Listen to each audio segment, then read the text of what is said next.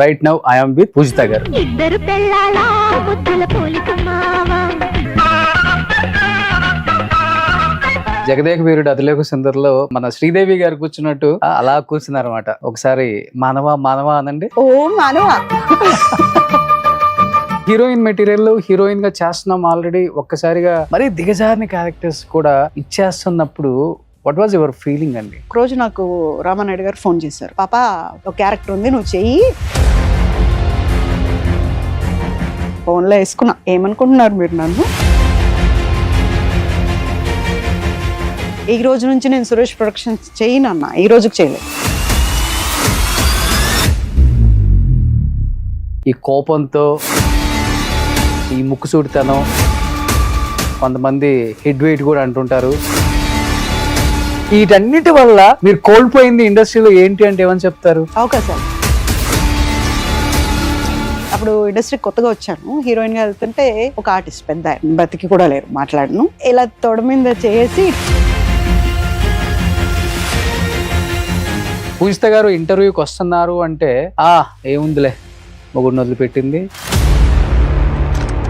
గొడవలు, కేసులు, straight forward attitude, ఇవే కదా క్వశ్చన్లు అనుకునే యాంకర్స్ కూడా చాలా మంది ఉంటారు. కానీ నా వరకు వస్తే నేను ఒకటే అడుగుతాను. చాలా చోట్ల చాలా చెప్పుంటారు, వాట్ ఎగ్జాక్ట్లీ మీ లైఫ్ లో జరిగిందంటే ఏమని చెప్తారు అసలు ఈరోజు? అందరూ అందం చూసి, తోలు చూసి, ఫిగర్ చూసి వస్తారు, అతను డబ్బు చూసి వచ్చాడు.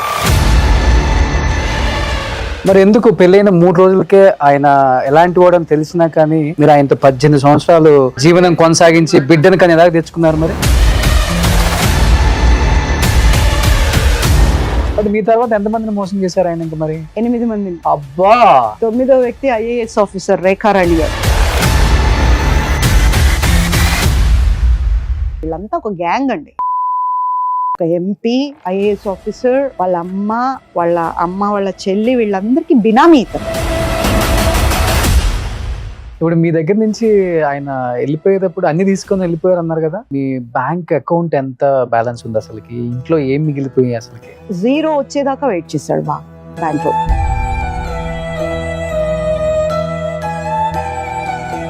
భర్త అనే మాటకే అర్హత లేనోడు ఇట్లా పోతే పోయాడు, దరిద్రం అనిపించింది.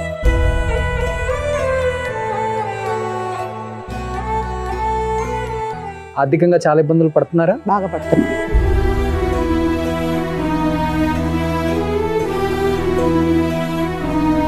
ఏం చదువుతున్నాడు బాబు? యాక్చువల్ గా బాబు గురించి డీటెయిల్స్ చెప్పను. ఇంత జరిగిన తర్వాత ఇంకా దాయటానికి ఏముంటుంది? ఒక రోజు మా బాబుని నేను దత్తతకి ఇచ్చేద్దాం అనుకున్నాను. యాక్చువల్ గా చిన్నప్పుడు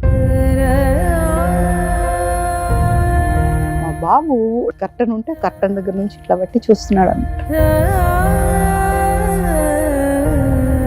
మా బాబు వచ్చి ఇట్లా గట్టిగా పట్టుకున్నాడు నన్ను. మమ్మీ అన్నాడు. ఏనన్నా అంటే, నన్ను వాళ్ళకి ఇచ్చేస్తావా మమ్మీ? నేను వద్దా నీకు? నేను ఏం చేశాను మమ్మీ? నేను బాగా చదువుకుంటా మమ్మీ, నన్ను ఇచ్చేయద్దు మమ్మీ, నేను నీతోనే ఉంటా.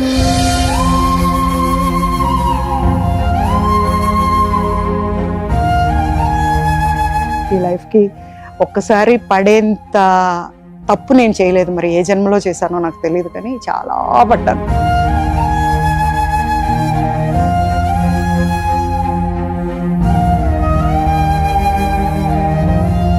Hi hello, welcome to Suman TV. నేను మీ రోషన్.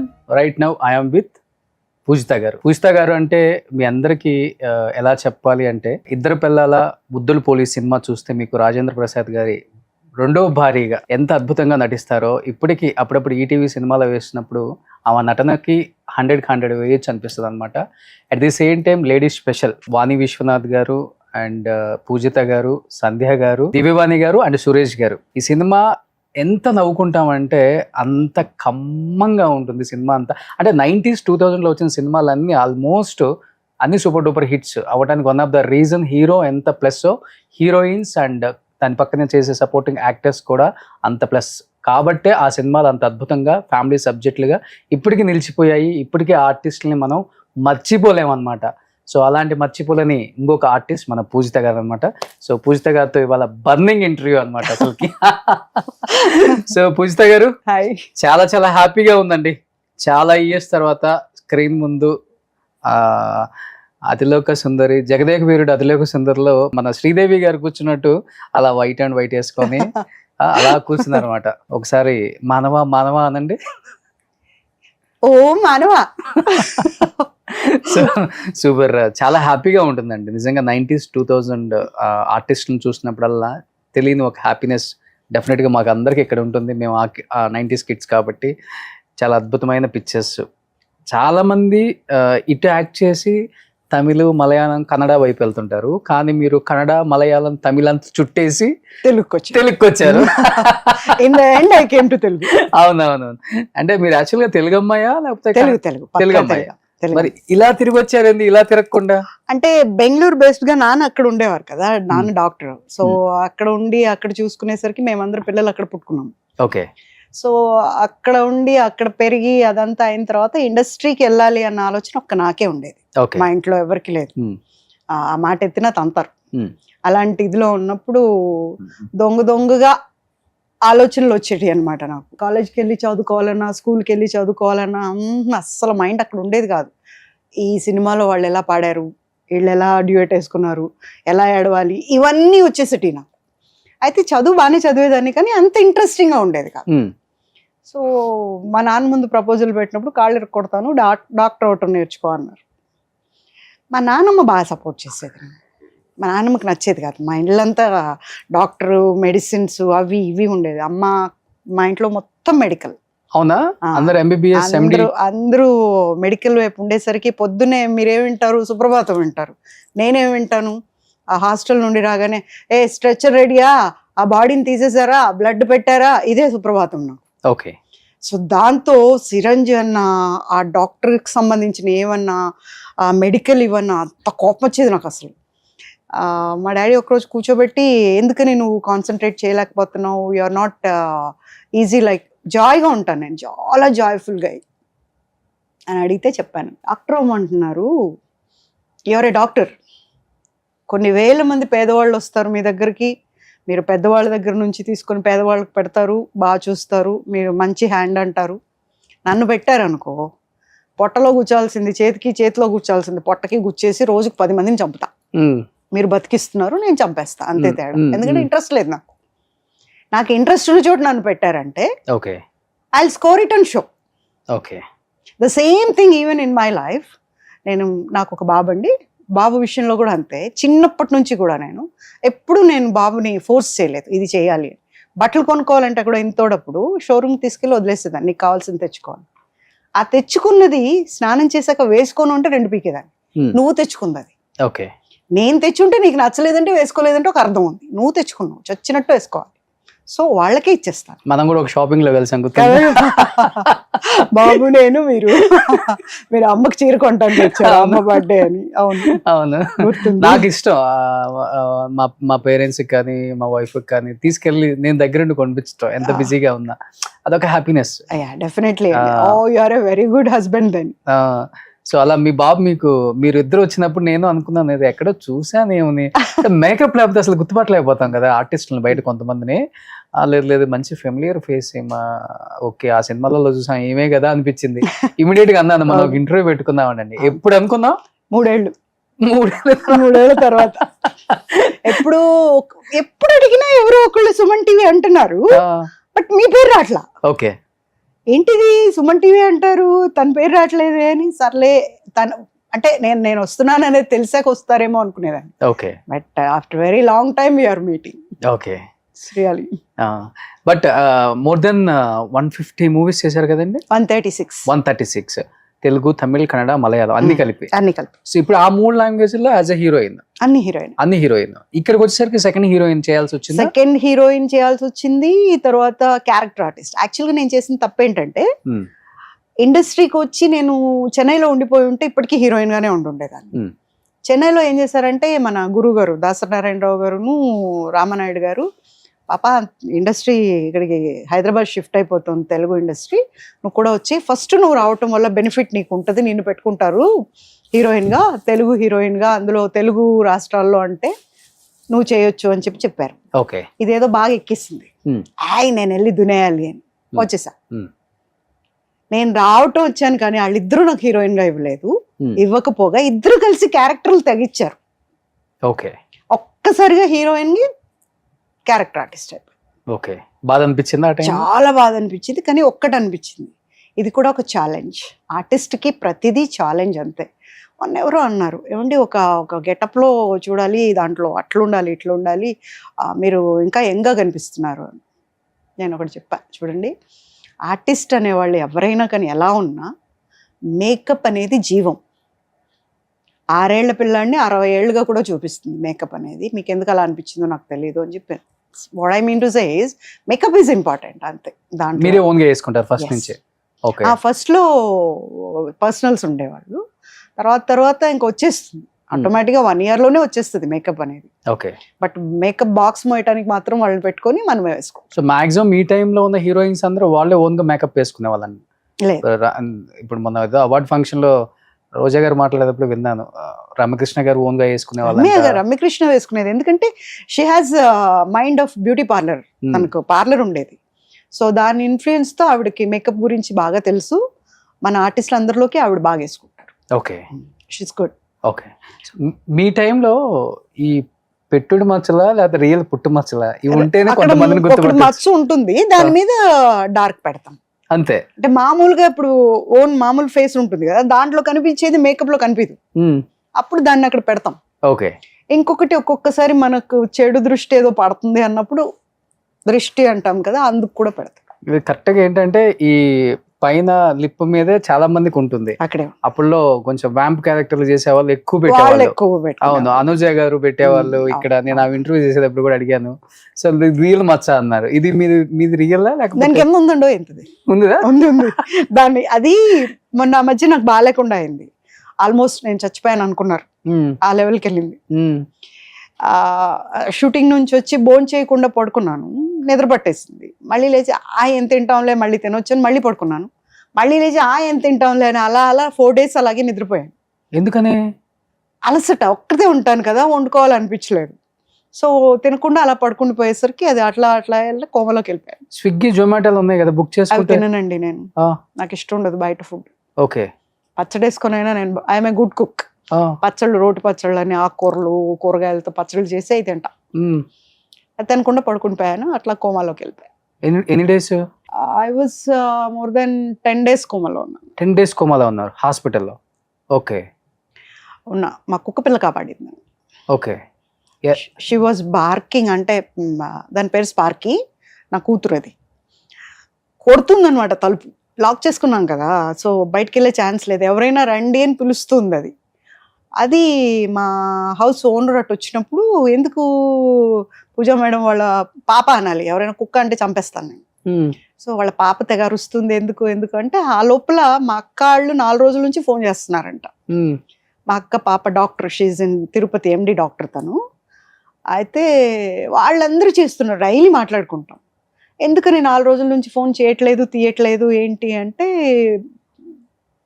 డౌట్ వచ్చింది వాళ్ళకి, ఏదో జరిగింది, లేకపోతే తీయకుండా ఉండదు, ఇన్ని రోజులు ఎందుకు తీయకుండా ఉంటుంది. Then they called up to owner, ఏదో అయింది అంకుల్, వెళ్ళి అర్జెంటుగా చూడరా అంటే, అవును మేడం అసలు బయటకే రాలేదు, కిందకు కూడా రాలేదు, కారు అలాగే ఉంది అట్లా అని చెప్పేసరికి వాళ్ళు వచ్చి పగల కొట్టాలని చూసారు అనమాట. అప్పుడు ఓపెన్ చేసి వచ్చారు లోపలికి. వచ్చి ఇమ్మీడియట్ గా, ఇక్కడ మా మేనల్లుడు ఉంటారు, 2 మేనల్లుడు ఇక్కడే ఉంటారు, అన్నయ్య పిల్లలు. ఆ బాబు వచ్చి తీసుకెళ్ళి ఇమ్మీడియట్ గా rushed up to hospital, KIMS లో అడ్మిట్ చేశారు.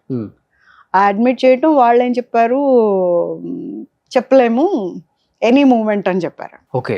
చెప్పేసరికి అందరిని పిలిపించేసారు. టాబ్లెట్స్ వేసుకున్నారా? నాకు అలవాటే లేదండి అసలు, నేను చిన్నప్పటి నుండి టాబ్లెట్ కి ఎంత అగేన్స్ట్ నేను. ఓకే.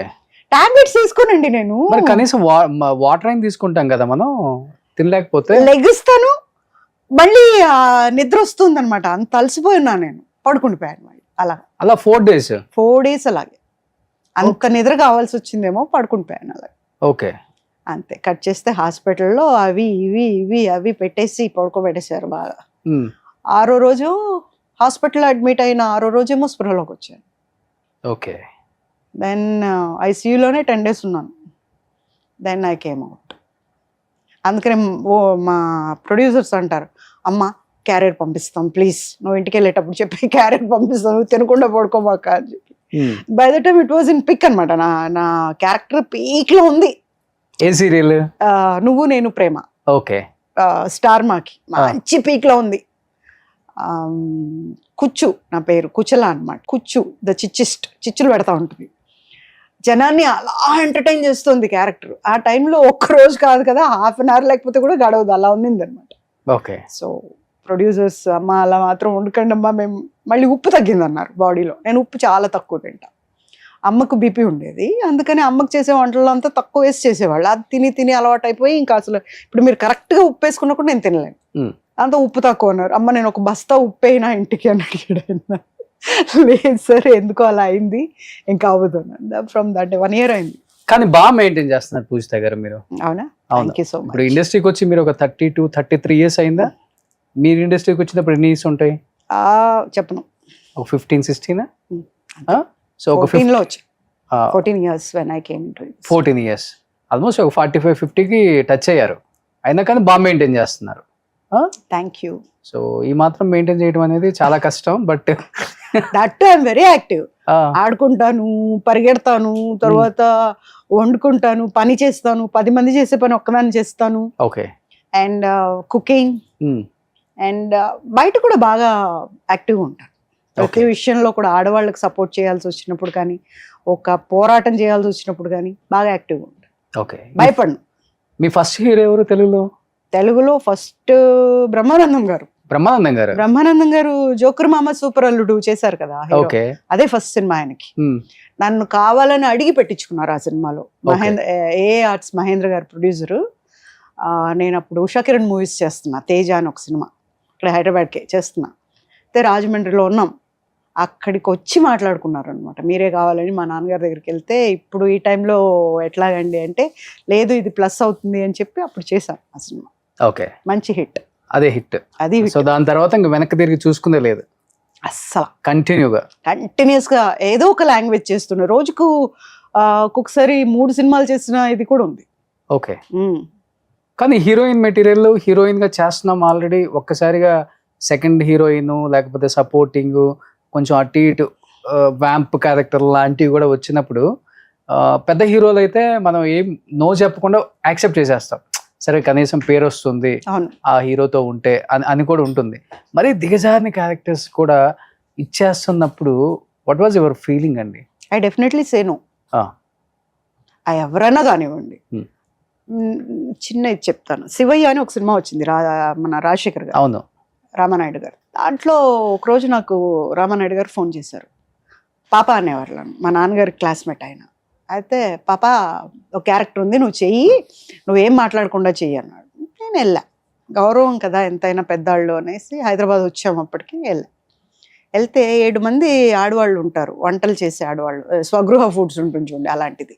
దాంట్లో ఒకరిని నేను కోపం వచ్చింది, కామ్గా ఉన్నా. సరే ఏం మాట్లాడకూడదు, పెద్ద ఆయన పిలిచి మరీ చెప్పారు అనేసి నేను మా ఇంటికి అక్కడ ఫిలిం నగర్లోనే కదా, రామానాయుడు స్టూడియో నుంచి మేము ఫిలిం నగర్లో ఉండేవాళ్ళం. మా డాడీకి ఫోన్ చేసి కోపం వస్తుంది అని చెప్పారు. వద్దు కోప్పడుకు, నేను మాట్లాడతాను, నువ్వు పెట్టేయని చెప్పారు. సరే షార్ట్ చేస్తున్నారు, పోసాని కృష్ణమురళి అనుకుంటా రైటర్. ఒక డైలాగ్ చెప్పారు, చెప్పేసి పూజిత గారితో చెప్పించండి, పూజిత గారు బాగా చెప్తారు డైలాగు అన్నాడు ఆయన. రామానాయుడు గారు ఏమన్నారు, అప్పుడు కొత్త అమ్మాయి వచ్చింది, ఆమె కాదు ఆ అమ్మాయితో చెప్పించండి అని. కామ్గా డైలాగు ఆ అమ్మాయికి రాట్లా. నాయుడు గారు చెప్తున్నారు, ఎవరెవరో చెప్తున్నారు, ఆ అమ్మాయికి రాట్లా డైలాగ్. సార్ ఎందుకు సార్, ఒక డైలాగ్ కోసం ఆ అమ్మాయితో తనతో చెప్పించండి సార్ అన్నారు. చెప్పించలేదు. వాళ్ళు తీసుకుంటున్నారు, నేను బయటకు వచ్చా, సీన్లోంచి బయటకు వచ్చేసి నా సెటప్ అంతా కార్లో పెట్టుకొని ఇంటికి వెళ్ళిపోయా. చెప్పలా, వెళ్ళిపోయా. వాళ్ళు కూడా గమనించుకోలే. తర్వాత సాయంత్రం ప్యాకప్ అయ్యే టైంలో గమనించుకున్నారు, అవును పుసి తట్టిపోయింది. ఆ రోజు చేయకుండా మరుసటి రోజు నాయుడు గారు ఫోన్ చేశారు, ఏం పాప షూటింగ్కి రాలేదు అని. అంతే, ఫోన్లో వేసుకున్నా. ఏమనుకుంటున్నారు మీరు నన్ను, నేను ఒక హీరోయిన్ని, అక్కడి నుంచేమో నేను హీరోయిన్గా ఛాన్స్లు ఇస్తాను రా అని చెప్పి హైదరాబాద్ తీసుకొచ్చి క్యారెక్టర్లు ఇవ్వటం కాక పైగా ఇంత డైలాగ్కి ఆమె కాదు ఆ అమ్మాయితో చెప్పేయండి అంటారా? అంతమంది ముందు అన్నారు మీరు నన్ను, అంటే నాకు డైలాగ్ రాదనా, నేను యాక్ట్రెస్ కాదనా, ఏమనుకుంటున్నారు మీరు? అయ్యో నువ్వు అంత దూరం వెళ్ళావు, అలా అనుకోలేదు పాప, నేను వేరే నాకు వద్దు, ఈ రోజు నుంచి నేను రాను సురేష్ అప్పటికి నేను సురేష్ ప్రొడక్షన్స్ లో దగ్గర దగ్గర 20 సినిమాలు చేశాను. ఓకే. ఈ రోజు నుంచి నేను సురేష్ ప్రొడక్షన్స్ చేయను అన్న, ఈ రోజుకి చేయలేదు. ఐడెంట్ తర్వాత చాలా సినిమాలకు పిలిచారు కానీ ఐడెంట్. ఓకే. నేను చాలా హర్ట్ అయ్యా. అంటే నన్ను తిట్టు, బట్ అక్కడ ఒక ఆర్టిస్ట్ని తిట్టారు, ఓకే, అది భరించలేకపోయాను. అలాంటి అస్సలు తట్టుకోలేను. కాబట్టి అట్లా వ్యాంప్ ఇంకోటో ఒక పెద్ద హీరో ఉన్నాడు, పెద్ద హీరోయిన్ ఉంది, వచ్చేస్తా చేయను. ఓకే. చేయను అంటే సో ఈ స్ట్రైట్ ఫార్వర్డ్నెస్ తో లేకపోతే ఈ కోపంతో ఈ ముక్కుసూడితనం, కొంతమంది హెడ్ వెయిట్ కూడా అంటుంటారు, రకరకాలుగా పిలుస్తుంటారు వాటిని, ఇంకా పొగరు, ఈ అమ్మాయికి కొంచెం టెక్ ఎక్కువ, ఇవన్నీ వీటన్నిటి వల్ల మీరు కోల్పోయింది ఇండస్ట్రీలో ఏంటి అంటే ఏమని చెప్తారు?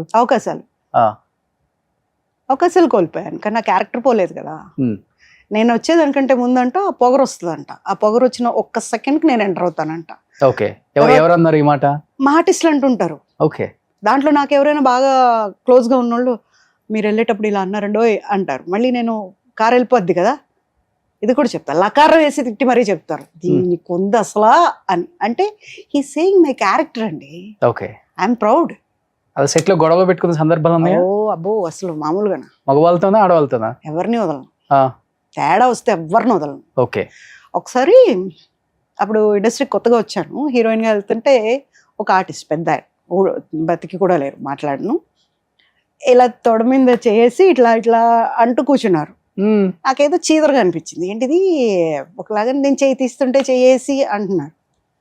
దిగేసి ఇంట్లోకి వెళ్ళిపోయాను కోపంగా. మా డాడీ చూస్తే ఎందుకమ్మా కోపంగా ఉన్నావు, ఎందుకు ఇలా పెట్టి ఇలా గోక్తా ఇట్లా ఇట్లా అంటూ నేను తీస్తుంటే మాటకి అంటున్నారు అని. వెళ్ళి పడుకో, స్నానం చేసి అన్నం తినేసి పడుకో అన్నాను. పడుకొని లేచా. పొద్దున్న మా నాన్నగారు ఎవరు కాళ్ళు పట్టుకున్నారో ఎలా తెచ్చారో, పొద్దున్న కారు ఉంది ఇంటి ముందు, ఈ రోజు నుంచి నువ్వు ఒక్కదాని ఉంటావు, గోకేవాళ్ళు ఉండరు, ఇది ఉండరు, అదే మెయింటైన్ చేస్తున్నాను ఈ రోజు కూడా. నా కార్లో ఎవరిని ఎక్కనివ్వు. ఓకే. నేను మా బాబు, నా పక్కన మా బాబు కూర్చుంటాడు అంతే. ఓకే. మాకు ఒక పిల్ల వెనక, మేము ముగ్గురు తప్ప ఎవరు కూర్చోడానికి లేదు. కూర్చోబెట్టను, మొక్కం మీద చెప్పేస్తాం సారీ అండి, ఎక్కొద్దు, అంతే. అంత straight forward. So casting house మీరు కూడా ఫేస్ చేశారు ఇండస్ట్రీలో అయితే? ఎందుకు చేయరండి, ప్రతి ఒక్కళ్ళు చేస్తారు, ప్రతి ఒక్క డిపార్ట్మెంట్లో చేస్తారు, ఇది ఒక్కటే అనేం కాదు. కాకపోతే ఏంటంటే ఇది ఒక గ్లామర్ ఫీల్డ్ కాబట్టి దీన్ని ఫోకస్ చేసి మాట్లాడటం వల్ల బాగా హైప్కి వస్తుంది కాబట్టి మాట్లాడతారు, కానీ ఏ ఫీల్డ్లో లేదండి, ఎవరు చేయరు. ఐటీలో లేదా, మామూలు ఒక స్వీట్ స్టాల్లో కూడా ఉంటుంది, ఎందుకు ఉండదండి? అంటే కాస్టింగ్ హౌస్ ఇంత పెద్ద ఎత్తున బయట మాట్లాడుకుంటున్నాం, కానీ ఇది ఇలా రావడానికి వన్ ఆఫ్ ద రీజనే లేడీ ఆర్టిస్టులు. అసలు వాళ్ళ సపోర్ట్ లేకుండా ఇదంతా ఎందుకు జరుగుతుంది? వాళ్ళు మీలాగా ముందు మాట్లాడుతుంటే బహుశా ఇంత దూరం వచ్చేది కాదు, తెగ్గొట్టేసేవాళ్ళు, ఇచ్చేవాళ్ళు ఇస్తారు క్యారెక్టర్లు, ఇవ్వని వాళ్ళు ఇవ్వరు, అంతే కదా. ఇది కాకపోతే ఇంకో సినిమా అనుకోవచ్చు, కానీ అందరూ అట్లా అనుకోవట్లేదు కాబట్టి అవకాశమే మాకు ఇంపార్టెంట్, ఆ అవకాశం కోసం మేము దేనికైనా రెడీ అన్నారు కాబట్టి ఇవన్నీ జరుగుతున్నాయి. కానీ అన్ని జరిగిన తర్వాత బయటకు వచ్చేదేమో కాస్టింగ్ కావచ్చు, మమ్మల్ని వాడు గీకాడు, వీడు గోకాడు, వాడు అది అన్నాడు, ఇది అన్నాడు, ఇది అంటే ఓపెన్ గా ఇదే జరుగుతుంది. సో దాని మీద మీ ఒపీనియన్ అంటే ఏమని చెప్తారు? పూజిత గారు ఎంతో మందిని చూశారు, అవకాశం కోసం తెగబడిపోతున్నారండి. ఇప్పుడు ఎక్కడి నుంచో వస్తారు, తినడానికి తిండి ఉండదు, ఉండటానికి షెల్టర్ ఉండదు, ఆటోమేటిక్గా ఆ టైంలో ఎవరు తగులుతారు. తగిలినప్పుడు నేను నీకు అవకాశం ఇప్పిస్తాను, వాట్ ఐ కెన్ గెట్, నాకేంటి ఆ క్వశ్చన్ వస్తుంది. ఏంటి అన్నప్పుడు వీళ్ళు ఏం చేస్తారు, ఓహో నేను పెద్ద హీరోయిన్ అయిపోతాను కదా, నాకు చాలా అవకాశాలు వచ్చేస్తాయి కదా, ఇంత గొప్పగా చెప్పారు కదా అని అప్పటికి ఒక 2-3 చోట్ల తిప్పుంటారు, తెలిసిన 2 మొక్కలు చూపించుంటాడు, కరెక్ట్ ఇతని సినిమా అతనే ఇతను చేసేస్తాడు అన్న దాంట్లో వాళ్ళు తెగబడిపోతారు. సో ఆటోమేటిక్గా వాళ్ళు అవకాశం కోసం కొంతమంది గెయిన్ అయిన వాళ్ళు ఉన్నారు, కొంతమందిని చూస్తే లాస్ అయిన వాళ్ళు ఎక్కువ ఉన్నారు. సో మీ కళ్ళ ముందు గెయిన్ అయిన వాళ్ళని చూసారు, మీ కళ్ళ ముందు లాస్ అయిన వాళ్ళని చూసాను. యాక్చువల్గా అయితే ఒకసారి ఒక అమ్మాయి తణుకూరు నుంచి ఒక సూట్ కేసు వేసుకొని వచ్చేసింది.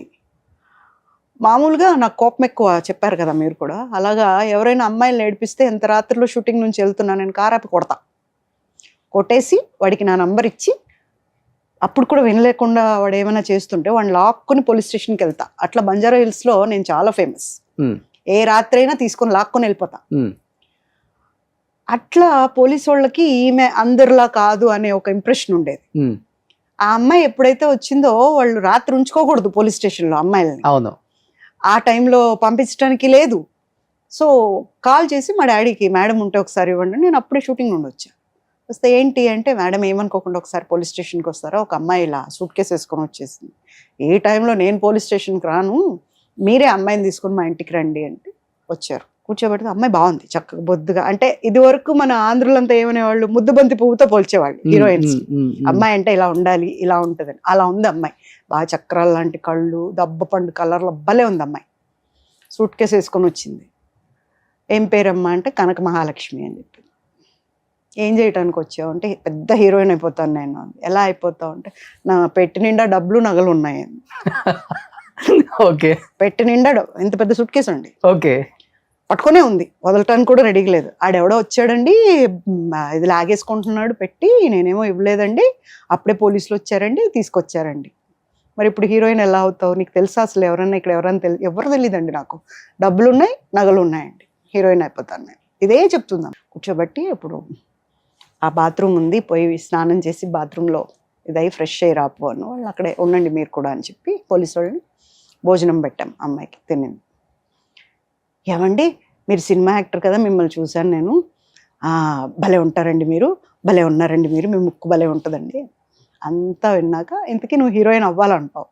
అవును. హీరోయిన్ అవ్వాలంటే ఏం చేయాలో తెలుసా నీకు? నాకేం తెలియదండి, మీరు చెప్పరా ప్లీజ్. ఒక ఆయన వస్తాడు, నేను హీరోయిన్ చేస్తాను అంటాడు, తీసుకెళ్తాడు. హోటల్కి తీసుకెళ్తాడో, వాళ్ళ ఇంటికి తీసుకెళ్తాడో, వాళ్ళ రూమ్కి తీసుకెళ్తాడో, మొత్తానికి నువ్వు ఆయనతో ఉండాలి. ఇంకొక ఆయన వస్తాడు పొద్దున్నే, నేను డైరెక్టర్ అంటాడు, ఆయన తీసుకెళ్తాడు. ఇంకొక ఆయన వస్తాడు, ఇదేంటంటే ఇదే పని ఉంటుందా సినిమాలో, ఇంక వేరే ఉండదా?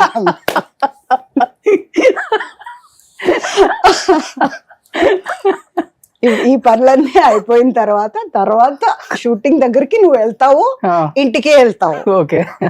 మొత్తానికి ఇవన్నీ జరగాలి. దానికి రెడీ నాను అంటే, తూతూ నేను మా అమ్మ నాన్నకి ఒకటే పిల్లనండి, తలదించుకునే పని నేను ఎలా చేస్తానండి, నేను చేయనండి, నా దగ్గర పెట్టులో డబ్బులు ఉన్నాయండి, నేను హీరోయిన్ అవుతాను అంతేనండి. ఇదే మాట. ఓకే. అప్పటికి ఏ ఊరు ఏంటి ఇవన్నీ అంటే అడ్రస్ పెట్టుకుని ఉంది. దాన్ని తీసుకొని ఫోన్ ఎస్టీడీ, అప్పుడు ఇవి లేవుగా, ఎస్టీడీ చేసి మా డాడీ వాళ్ళకి ఫోన్ చేసి, మా దగ్గర ఉంది మీ అమ్మాయి సేఫ్గా వచ్చేయండి అని వాళ్ళకి చెప్పేసి, సరే ఈ రోజు పడుకో, రేపు షూటింగ్ దగ్గరికి నేను తీసుకెళ్తాను, నా షూటింగ్ దగ్గర చూద్దు కానీ అంటే, అలాగేనండి, కానీ అండి హీరోయిన్ అవ్వాలంటే మీలాగా అంతా రెడీ అయిపోవాలి కదండి, నీట్గా ఇలా ఉంటే కుదరదు, లంగా ఓణీలో ఎవరు చూస్తారండి అని. మరి ఏం వేసుకుంటావు అంటే, ప్యాంటీ వేసుకుంటానండి, ప్యాంటీ వేసుకుంటానండి నేను కూడా. ముందు రేపు వస్తే అక్కడికి వెళ్ళిన తర్వాత అది చూసి నచ్చాక అప్పుడు కొనుక్కుందు కానిలే, ఇప్పుడు కాదు అని చెప్పి పోలీసు వాళ్ళకి, ఈరోజు మా ఇంట్లో ఉంటుంది, రేపు పొద్దున్నే మీరు ఏర్పాటు చేసుకోండి, వాళ్ళ పేరెంట్స్ వస్తారు చూద్దాం. వాళ్ళు పొద్దున్నే తెల్లవారుజామునే దిగిపోయారు పాపం. వచ్చేసి కనకమాల వచ్చి అని ఏడుస్తున్నారు వాళ్ళు. మీరు ఎలా వచ్చేసినారు ఇక్కడికి, ఎలా వచ్చేసినారు మీరు అంటుంది.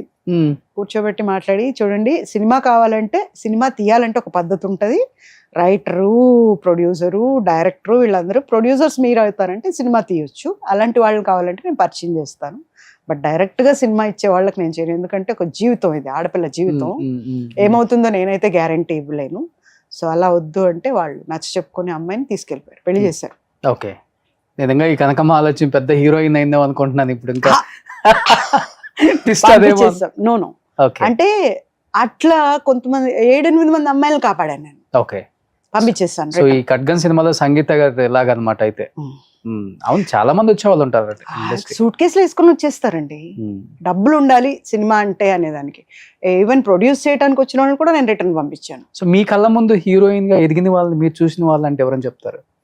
ఎట్లా అంటే మీరున్న పీరియడ్ లో వచ్చి సో అవకాశాలు పొందుపరుచుకొని హీరోయిన్ గా ఎదిగిన వాళ్ళు? రోజా గారు. రోజా మేము ఇద్దరు పిల్లల ముద్దులు పోలీస్ చేస్తున్నప్పుడు చంద్రగిరిలో ఒక పోలీస్ స్టేషన్ లో షూటింగ్ జరుగుతుంది. అప్పుడు ఈ అమ్మాయి ప్రేమ తపస్సు అని ఒక సినిమాకి సెలెక్ట్ అయింది, మన డాక్టర్ శివప్రసాద్ గారి cinema. She's from very poor family అట, నాకు తెలీదు. ఒక అమ్మాయి లంగా ఓణి వేసుకొని, ఒక కొంచెం కలర్ఫుల్, ఒక మిల్క్ వైట్ దీంట్లో రెడ్ బార్డర్లో వేసుకొని, లంగా ఓణి వేసుకొని ఒక దగ్గర కూర్చొని తింటుంది అన్నం. నేను అన్న, ఎవరు అమ్మాయి పొద్దుటి నుంచి ఇక్కడిక్కడే తిరుగుతుంది అంటే, మేడం డాక్టర్ శివప్రసాద్ గారి హీరోయిన్, ఎల్లుండి ఓపెనింగ్ ఉంది. ఆ డ్రెస్ కూడా ఆ సినిమా కోసం కుట్టించారంట. మరేంటి అమ్మాయిని అక్కడ కూర్చోబెట్టి పెడుతున్నారు హీరోయిన్ అంటే ఏమో మేడం నాకు తెలీదు, అక్కడే కూర్చోబెట్టిన, అంత జూనియర్స్ తింటున్నారు అక్కడ. నేను చూసి అమ్మాయిని ఇలా తీసుకురండి నా దగ్గరికి, ఇక్కడ తింటుంది భోజనం అని చెప్పి నా భోజనం పెట్టి తనని భోజనం పెడితే తినింది. థ్యాంక్ యూ మేడం అట్లా అని. She became big heroine. And ఒక స్థాయికి వచ్చా కూడా ఇప్పుడు కూడా నాకు అంతే మర్యాద ఇస్తుంది. తర్వాత టూ మెనీ కాంట్రవర్సీస్ విన్నా కూడా నా వరకు నన్ను అలాగే చూస్తుంది. ఓకే. అప్పుడు ఆ అమ్మాయి ఎదిగింది. I was very happy. అంటే కష్టపడి వచ్చిన తర్వాత అవకాశాలు రావటం చాలా కష్టం. నేను వచ్చాను, నాకు చేయాలని ఇంట్రెస్ట్ ఉంది, కానీ అన్నిటికీ అడ్జస్ట్ అయ్యే మనస్థితి లేదు. అవును. ఇప్పుడు ఇంకోటి చెప్తారు, ఒకటి చేయాలంటే ఒకటి పోగొట్టుకున్నా పర్లేదు, అది కాదు చెయ్యాలి అని అంత అయినా కూడా ఎక్కడో కొట్టి అది దానికి ఎస్ చెప్పలేకపోయాను నేను. ఓకే. ఇప్పుడు నేను మిమ్మల్ని పొగిడితే నాకు అవకాశాలు వస్తాయి, నేను పొగడను. ఎందుకు పొగడాలి? వాయ్, మీలో అలాంటి స్టఫ్ ఉంటే నేను పొగుడతా, లేకపోతే ఎందుకు పొగుడు? స్టఫ్ ఉండి పోయిన వాళ్ళు ఎవరైనా ఉన్నారా? నేను ఇంతవరకు లేరండి. ఎవరు? ఏ హీరోని కూడా? మనము డాక్టర్ సినారే గారు ఒక మాట చెప్పారండి, బాగా ఫేమస్ అయిపోయి ఉంటారు చూడండి, అలాంటి వాళ్ళని ఎప్పుడు దగ్గరగా వెళ్ళకూడదంట. కళల్లో కానీ లేకపోతే దూరంగా కానీ ఉండే మాట్లాడాలంట. అంటే ఆరాధించాలి అంతే. దగ్గరికి వెళ్తే ఒరిజినాలిటీ తెలిసిపోద్ది. ఓకే. ఇలా ఒక ఆర్టిస్ట్ దగ్గరికి వెళ్ళాడంట ఒక అతను, వీరాభిమాని. బొట్లు పళ్ళు పంపటం, కిలోలు నెయ్యి పంపటం, స్వీట్లు పంపటం, అవన్నీ తీసుకుంటున్నారు బాగానే ఆర్టిస్ట్. ఆ ఆర్టిస్ట్ దగ్గరికి ఇతను వచ్చినప్పుడు నేను అని చెప్పాక ఆయనకేం పనిలేదా, ఏ టైంలో రావాలో తెలియదా నీకు, పెద్దబ్బాయి అనేస్తారు. ఇంటికి వెళ్ళిపోయి నేను ఆరాధించే ఆర్టిస్టేనా ఇదేనా, నేను ఇది ప్రత్యక్షంగా చూసా. ఓకే. రాజమండ్రిలో కొని నేను భరించలేనండి ఈ బాధ అని చెప్పి ఏడుస్తున్నాడు. అప్పుడు ఈ టాపిక్కి ఆయన చెప్పారంట సినారే గారు, ఎప్పుడు కూడా ఇష్టపడిన వాళ్ళకి ఎప్పుడు దగ్గరగా వెళ్ళి చూడకు, దూరంగా ఉండే ఆరాధించు, అదే కరెక్ట్. సో అలాంటి దగ్గరికి వెళ్తే ఒరిజినాలిటీ తెలిసిపోద్ది, రంగులు బయట. ఇంకోటి కూడా ఉంటుంది, బాగా అలసిపోయి వచ్చి ఉండొచ్చు, లాంగ్ దీని నుంచి వచ్చి ఉండొచ్చు, అవుట్డోర్ నుంచి. ఆ టైంలో ఇంక ఇంట్లోకి వెళ్ళి నిద్రపోదాము, స్నానం చేసి పడుకుని పోదాము అనే టైంలో వచ్చినా ఇరిటేషన్ అనేది వస్తుంది. బట్ అలాంటప్పుడు కానీ మనం కేజీలు నెయ్యి తిన్నాము, స్వీట్లు తిన్నాము, పళ్ళు తిన్నాము, ఇన్ని తిన్నప్పుడు కనీసం ఉండమ్మా రేపురా, ఒక టైంకి రానన్నా చెప్పొచ్చు కదా. ముందు ఇక్కడి నుంచి జనాలతో తోయించేసేసరికి పాపం తట్టుకోలేకపోయాను. ఓకే. సో ఆల్మోస్ట్ అందరు హీరోస్తో వర్క్ చేశారు కాబట్టి మీ యాక్టింగ్ చూసో లేకపోతే మీ స్ట్రైట్ ఫార్వర్డ్ దాన్ని కూడా ఇష్టపడే వాళ్ళు చాలా మంది ఉంటారు. మీకు కాంప్లిమెంట్ ఇచ్చిన వాళ్ళు కానీ లేకపోతే మీకు బాగా యాక్ట్ చేస్తున్నారని సపోర్ట్ చేసిన హీరోస్ కానీ మీ లైఫ్లో ఉన్నారా అంటే ఒకటి రెండు పేర్లు? ఒకటి కూడా లేదు. నాకు పొగరెక్కువ అనే పేరు ఉందండి.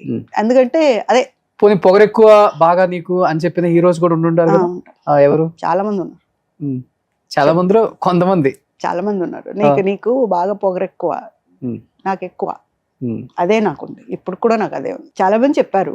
అంటే మనం తప్పుగా మాట్లాడడం, మనం కరెక్ట్ మాట్లాడతాం, అది తప్పు. అది మాట్లాడకుండా నేను ఉండలేను. ఇంకొకటి ఉంది, నాకు ఏదైనా నాకు ఒక విషయం తెలిసిందంటే, ఇప్పుడు మీరు ఏదో అన్నారని తెలిసింది అనుకోండి, మీ ఇంటికి వచ్చేనా సరే దులిపి పడేస్తాను నేను నా పొట్టలో పెట్టుకోలేను, నాకు ఉండదు అసలు, కొట్టుకుంటుంది అది బయటకు వచ్చేదాకా, ఆ టైప్ నేను. ఓకే. సో పూజిత గారు, గొప్ప గొప్ప ఆర్టిస్టులు అందరూ కూడా స్క్రీన్ మీద, సిల్వర్ స్క్రీన్ మీద చాలా సక్సెస్ అయ్యారు. కానీ నిజ జీవితంలో చెప్పాలంటే 100% ఫెయిల్ అయిన వాళ్ళు చాలా మంది ఉన్నారు. దానిలో మీరు కూడా ఒకళ్ళు. పూజిత గారు ఇంటర్వ్యూకి వస్తున్నారు అంటే ఏముందిలే, మొగుడిని వదిలిపెట్టింది, గొడవలు, కేసులు, స్ట్రైట్ ఫార్వర్డు, యాటిట్యూడు, సో నేనే గొప్ప అని పొగరు, ఇవే కదా క్వశ్చన్లు అనుకునే యాంకర్స్ కూడా చాలామంది ఉంటారు. మీకు తెలిసే ఉంటుంది. ఎవరు వెళ్ళినా కానీ వీటి మీద థంబ్నైల్స్ పెట్టుకుందాం, ఆమెను ఇవే అడుగుతాం అని ఫిక్స్ అయిపోయి అయిన వాళ్ళు కూడా ఉంటారు. కానీ నా వరకు వస్తే నేను ఒకటే అడుగుతాను, మీ ముందు జనరేషన్ని మీరు చాలామందిని చూశారు, మీ జనరేషన్లో ఉన్న వాళ్ళని చాలామందిని చూశారు, ఆర్టిస్టులని, ఎస్పెషల్లీ ఆడవాళ్ళకి, లేడీ ఆర్టిస్టులని ఎంతోమందిని చూశారు మీరు. చేసుకున్నవాడే శత్రువు అందరికి, లేకపోతే 2-3 పెళ్ళిళ్ళు అయ్యి ఉంటాయి. ఇదే జరిగింది అందరి జీవితం. అదొక శాపమో మరి వరంగా ఫీల్ అయిన వాళ్ళు ఉన్నారు. పోన్లే, అట్లీస్ట్ మేమన్నా బతికున్నాము, మా పిల్లలన్నా హ్యాపీగా చూసుకుందాం, దేవుడు ఇచ్చిన ఒక వరంలా ఫీల్ అవుతారు. కొంతమందికి శాపంలాగా కూడా ఫీల్ అవుతారు. అది మీకు కూడా కొట్టింది. చాలా చోట్ల చాలా చెప్పుంటారు, కానీ వాట్ ఎగ్జాక్ట్లీ మీ లైఫ్ లో జరిగిందంటే ఏమని చెప్తారు అసలు ఈరోజు? ఇది ఆర్టిస్టులకి ఒక శాపం అండి. చాలా మంది ఆర్టిస్టులు, అంటే ఆర్టిస్టులో మాక్సిమం 100కి 95% ఫెయిల్యూర్సే ఉంటాయి. Hmm. ఇప్పుడు మీరు అన్నట్టు 3 పెళ్ళిళ్ళు 4 పెళ్ళిళ్ళు, లేదా డబ్బు మనిషి, లేదా వ్యసనపరుడు, ఏదో ఒకటి ఇలాంటిదే. అలాంటి వాళ్ళు ముందే ఏం చేసుకుని ఉంటారు, చూసుకుని ఉంటారు, ఆపర్చునిటీ కోసం వెయిట్ చేస్తూ ఉంటారు. అలా అని తెలియక ఆర్టిస్టులు ఏంటంటే అండి, ఒక మూమెంట్ వచ్చాక ఎలాగ పెళ్లి చేసుకోవాలి, ప్లస్ అలసిపోతారు, అన్నీ చూసుకోకుండా కొన్ని మాటలకి వేరే ఒక రకమైన మాటలు కూడా ఉంటాయి కదా. అలాంటి మాటలు పట్టడం కంటే పెళ్లి చేసుకొని ఉండటం ఉత్తమం కదా అన్న దీనికి కూడా పెళ్లి చేసుకున్నారు. గొప్ప సింగర్స్ ఉన్నారు, ఎల్లారీశ్వరి గారు పెళ్లి చేసుకోలేదు. అవును. అలా సో ఒకరితో ఒక మాట అంటే చెప్పాను కదా, ఈ గోకుళ్ళు ఇవన్నీ లేకుండా ఉండాలంటే పెళ్ళి అనేది ఉంటే దానికి ఒక ఫస్ట్ మనకు ఒక రక్షణ. అలాంటి దీనికి ఆ గోకుళ్ళు ఉండవు అన్నదానికి నేను టెంప్ట్ అయ్యా. ప్లస్ ఫస్ట్ థింగ్, పెళ్లి అనేది నా దృష్టిలో అసలు మగవాళ్ళంటే నాకు ఇష్టం లేదు. అది మా ఇంట్లో అందరికీ తెలిసింది. అదే అడుగుదాం అనుకున్నాను. ఎందుకంటే జీవితాన్ని చదివిన మనిషి ఎవరైనా ఉన్నారంటే ఆర్టిస్టులలో పూజితా అంటుంటారు అందరూ. ఇంత అసలుకి సెటిల్డ్ గా ముందు ఏం జరుగుతుందో కూడా తనే ఓవర్ గా ఆలోచించి ఇది జరగకూడదు అని చెప్పు వేయకుండా ఉండే వాళ్ళల్లో మీరు ఉంటారు. అలాంటిది మీ జీవితమే ఇలా దీనికి ఒక రీజన్ ఉంది. చెప్పొచ్చో తెప్పకూడదు నాకు తెలియదు, కానీ షూటింగ్కి వెళ్తే ఒక్కరోజు కూడా నేను గొడవ లేకుండా ఇంటికి రాలేదు. ఓకే. అవి దెబ్బల దాకా కూడా వెళ్ళినాయి. నన్ను కొట్టలా, నేను కొట్టటమే. కొట్టడం, గొడవలు మీదేసుకురావటం, ఇలా అన్నప్పుడు మా నాన్నగారు ఒక మాట అన్నారు, ఏదో ఒక రోజు నిన్ను రేప్ చేసి చంపుతారు, మామూలుగా కూడా కాదు, లేనిపోనివన్నీ తెచ్చుకుంటున్నావు, డైలీ ఒక రోజు అంటే పర్లేదు, రోజు నువ్వు చేసి రావటం, నేను వెళ్ళి వాళ్ళు కాళ్ళు పట్టుకోవటం, ఏంటిది అట్లా ఇట్లా. అప్పుడు నేను సెకండ్ థాట్కి వెళ్ళా, దీనికి ఏంటి పర్యవసానం, ఎండ్ ఏంటి, పెళ్ళి. ఆ మూమెంట్ ఎలాంటిదంటే, మా నాన్న ఏం చెప్పినా నేను వింటా.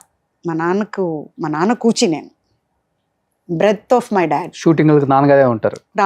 రారా? ఓకే. ఈ కోపిష్టిని ఎవరేం చేస్తారని వస్తారు అక్కడికి, కానీ రారు. ఫస్ట్ వాళ్ళకి ఇండస్ట్రీ ఇష్టం లేదు, రారు, బట్ గౌరవిస్తారు. అయితే తను ఏం చెప్పినా, తను గాడిదని తెచ్చిపెట్టి దీన్ని చేసుకోను అంటే చేసుకుంటా, అంత ఇదనమాట. అని ఒక మనిషిని ఎవరినో ఒకరిని సెలెక్ట్ చేసుకోవాలి కదా అని తను ప్రపోజ్ చేస్తే, ఆంధ్రజ్యోతిలో పనిచేసేవాడు తను. సో ప్రపోజ్ చేస్తే అప్పుడు కూడా ఒక ఫ్రెండ్లీగానే చూసాం, లొకేషన్కి వస్తూ పోతూ ఉండేవాడు. తర్వాత వాళ్ళ పేరెంట్స్కి చెప్పి ఓకే అనిపించుకున్నాడు. తర్వాత వాళ్ళు ఎందుకో ఇండస్ట్రీ అమ్మాయి వద్దు అన్నారు. తర్వాత మేమిద్దరం పెళ్లి చేసుకున్నాం. అంటే అందరూ అందం చూసి, తోలు చూసి, ఫిగర్ చూసి వస్తారు, ఇది కాదు. అతను డబ్బు చూసి వచ్చాడు, డబ్బు కోసం వచ్చాడు. అంటే పెళ్ళైన రోజు నుంచి ఆడపిల్ల ఎవరి కోసం ఎదురు చూస్తుంది, మొగుడి కోసం ఎదురు చూస్తుంది. నేను మా నాన్నగారు ఇట్లా కూర్చునేవాళ్ళం ఎదురుగా. డాడీ నాకు నిద్ర వస్తుంది, పొద్దున్నే షూటింగ్ ఉంది, నేను పడుకుంటాను డాడీ, ఇంకా రాలేదు అంటే, వస్తాడు ఆగు, ఎందుకు ఒక 5 నిమిషాలు ఆగు. ఎవరు అప్పుల వాళ్ళు వచ్చేవాళ్ళు, ఇతను చేసిన అప్పుల వాళ్ళకి మేము అప్పులు కట్టేవాళ్ళం. You understand? అది ఎప్పుడు 3-4 రోజులకే, పెళ్ళైన ఒక 4 ఏళ్లకో 5 ఏళ్లకో కూడా కాదు, 3-4 రోజులకే. సన్నగా ఒక కుర్రాడిలాగా ఉండేవాడు. ఇంత డబ్బులు ఎలా అప్పు చేస్తాడు, ఏం చేసి ఉంటాడు ఈ డబ్బులు, ఎవరిని అడగాలి, ఏం తెలిసేది కాదు. అప్పుడు ఆంధ్రజ్యోతిలో చౌదరి గారు అని ఒక ఆయన ఉండేవారు. ఆయన మా డాడీకి ఫోన్ చేసి, పువ్వు లాంటి అమ్మాయిని తీసుకెళ్ళి ఎలాంటి చోటు పెట్టారు, అయిపోయింది అమ్మాయి లైఫ్ అని చెప్పారంట. నాకు అర్థం కాదు ఏంటంటే, ఇప్పుడు నేను తప్పు చేస్తున్నాను, ముందే మీకు తెలుసు కదా నేను తప్పు చేస్తున్నాను, అది తప్పు అనేది మీకు తెలుసు కదా, మరి ఎందుకు ముందు చెప్పలేదు, అయిపోయాక చెప్తారేంటి ఎవరైనా కూడా, ముందే ఎందుకు చెప్పరు? మీరు అడిగారు ఒక క్వశ్చన్, ఎంత జాగ్రత్తగా ప్లాన్ చేసుకుంటారు కదా మీరు కూడా ఎలా తప్పు చేశారు అని. మరి ఇంత చేసేటప్పుడు ఇది వీడిని చేసుకుంటే తప్పు, ఈ అమ్మాయి నాశనం అయిపోతుందని మీకు తెలుసు కదా, మీ దగ్గరే కదా పనిచేస్తున్నాడు.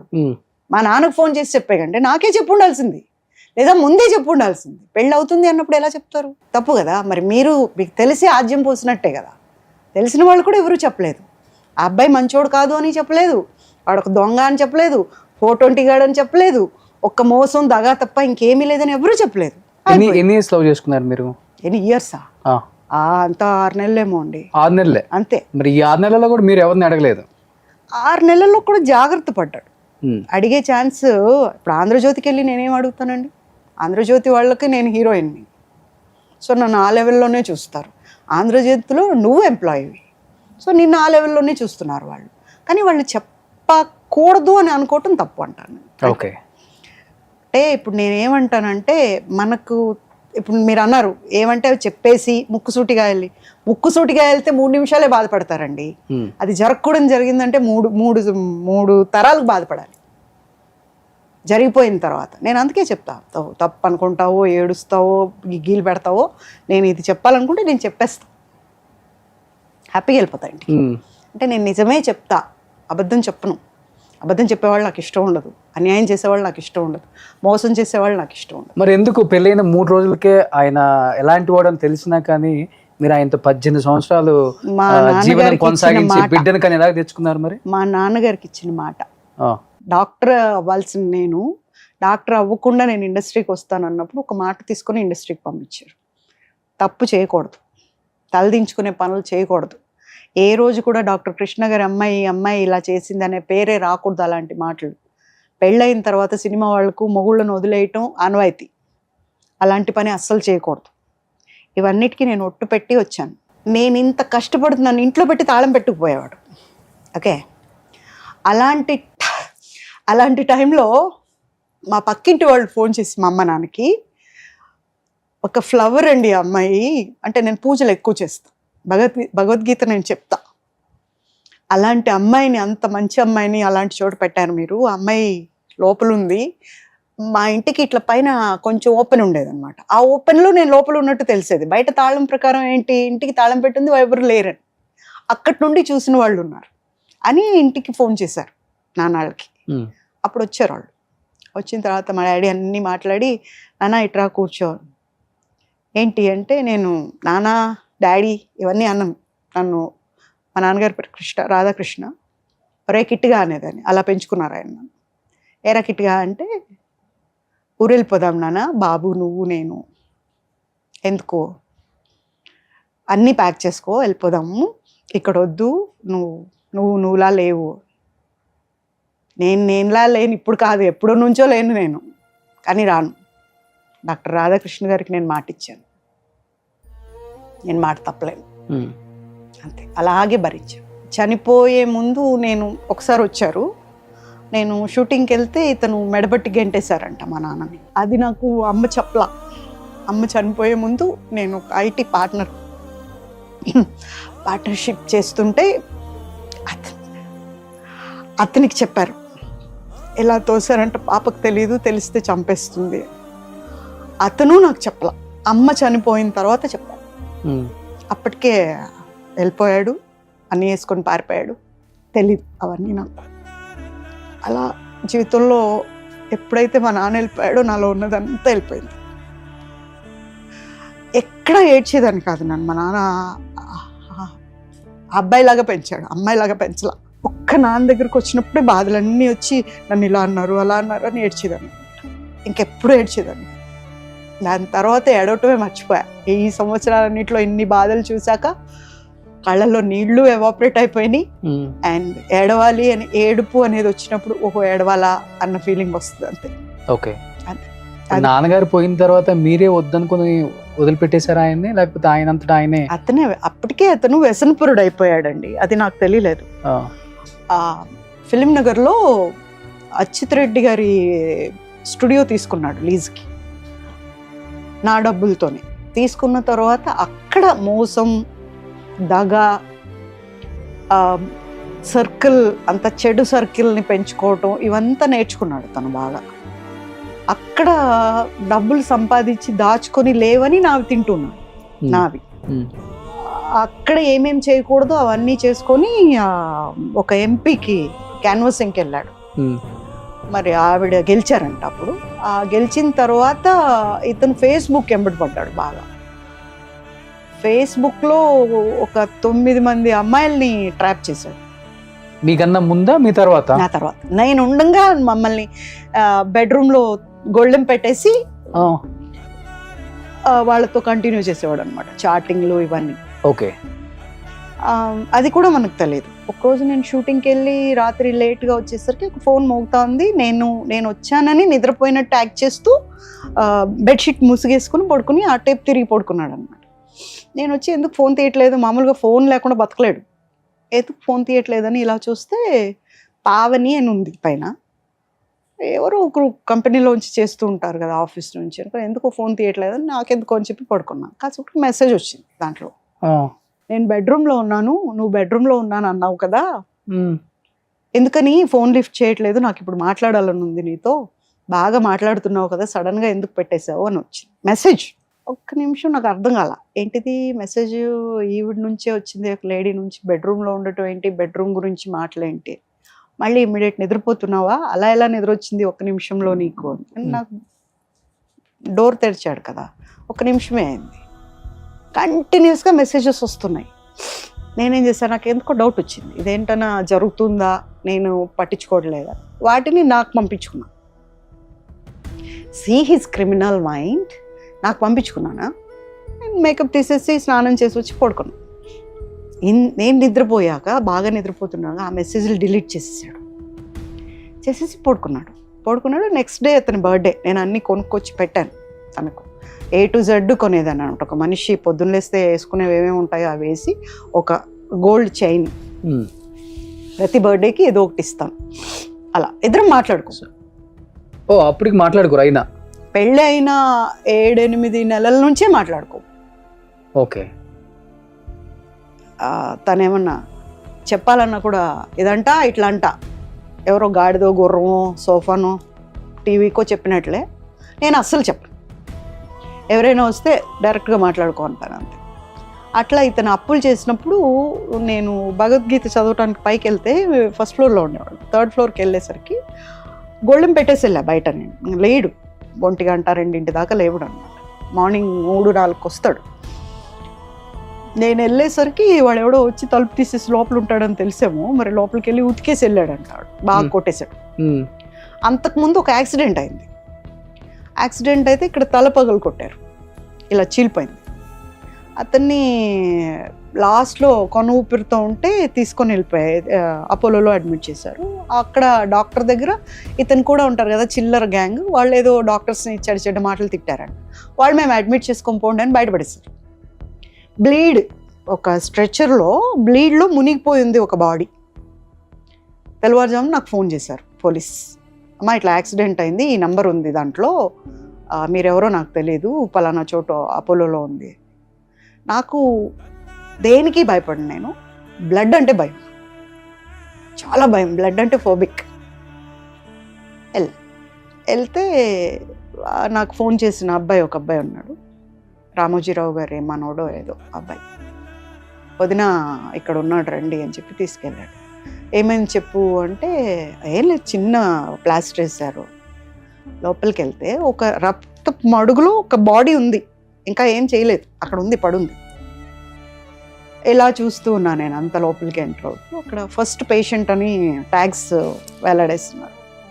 లోపలికి వెళ్ళి ఎందుకు ట్రీట్మెంట్ చేయలేదంటే, మనుషుల మేడం, అతని చుట్టూ ఉన్నోళ్ళు మమ్మల్ని ఎన్ని బూతు మాటలంతా తిట్టారు, మాకు అక్కర్లేదు ఇలాంటి పేషెంట్స్ అని చెప్పి. యాక్చువల్గా నాకు సిజేరియన్ అయింది అపోలోలో, నా డాక్టర్ ఉంది అక్కడ. పరిగెట్టుకొని వెళ్ళి అమ్మ ఇట్లా అయింది, యాక్సిడెంట్ అయిందంట, చూసుకోకుండా అలా పెట్టాను, నువ్వు పదా నేను వస్తాను. వచ్చేసరికి అక్కడ ఉన్నాడు డ్యూటీ డాక్టర్. మీరు డాక్టరా, కనిపించలేదా అన్న. కనిపిస్తుంది, అక్కడ రాసింది కూడా కనిపిస్తుంది, ఫస్ట్ పేషెంట్ అని. దాని అర్థం తెలుసా మీకు? ఎటువంటి పరిస్థితుల్లో ఉన్నా, ఏమైనా డబ్బు ఉన్నా లేకపోయినా, ఫస్ట్ పేషెంట్ని చూడాలి. ఇప్పుడు అతనికి ఏమన్నా చచ్చిపోయాడు, నువ్వు ఇస్తావా నాకు? నేను నీకు బ్లాంక్ చెక్ ఇస్తా, నువ్వు నాకు ఇస్తావా? పిలవండి ప్రతాప్ రెడ్డి గారిని మాట్లాడతాను. పెద్దగా గొడవ చేసేసరికి మా డాక్టర్ వచ్చి ఇమ్మీడియట్గా తీసుకెళ్ళి లోపలికి వెళ్ళి అంతా చేసి ఇచ్చేస్తే, రోడ్డు మీద యాక్సిడెంట్ అయినందుకో అతనికి ముందు నుండి లేనిపోని వ్యసనాలు ఉన్నాయేమో నాకు తెలీదు, అక్కడ అతనికి ఏదో డిసీజ్ ఉంది అని బయటపడింది. ఏం డిసీజ్ ఉంది? ఏదో పేరండి నాకు తెలియదు. మొత్తానికి మనం దగ్గరికి వెళ్ళకూడదంట, మాస్క్ వేసుకోవాలి, గ్లౌజ్ వేసుకోవాలి, ఇట్లా ఏదో చెప్పారు. మీరు అసలు దగ్గర ఉండొద్దని, బాబుని అసలు దగ్గరకు పంపించదండి అని చెప్పారు. అక్కడ ఉంది, పడింది ఎవరు, మీ వారేనా? ప్లీజ్ అండి, మీరు ఏమైనా అనండి, నేను మాట్లాడతాను, కానీ వారు హస్బెండ్ అని మాత్రం అతను, ఓకే, అతని పేరు విజయ్ గోపాల్, ఓకే, అతను అనండి, దయచేసి మీరు ఏమనుకోవద్దు. నాకు అసలు అప్పుడు ప్రేమే లేదా, అంత దూరం వెళ్ళి అంత గొడవ చేశారా ఆయన గురించి? మరి అప్పుడు అంటే సిచ్యుయేషన్ ఏంటి అంటే, చావు బతుకుల్లో ఉన్న ఒక మనిషి, మానవత్వం ఇంపార్టెంట్ ఫస్ట్, దాని తర్వాత ఏమైనా నువ్వెంత తెలుసుకుందాం అంటే తర్వాత. బట్ అక్కడ కండిషన్లో ఇతను బిలాంగ్స్ టు నేను అనేది అక్కడ ఎంటర్ అయి ఉంది.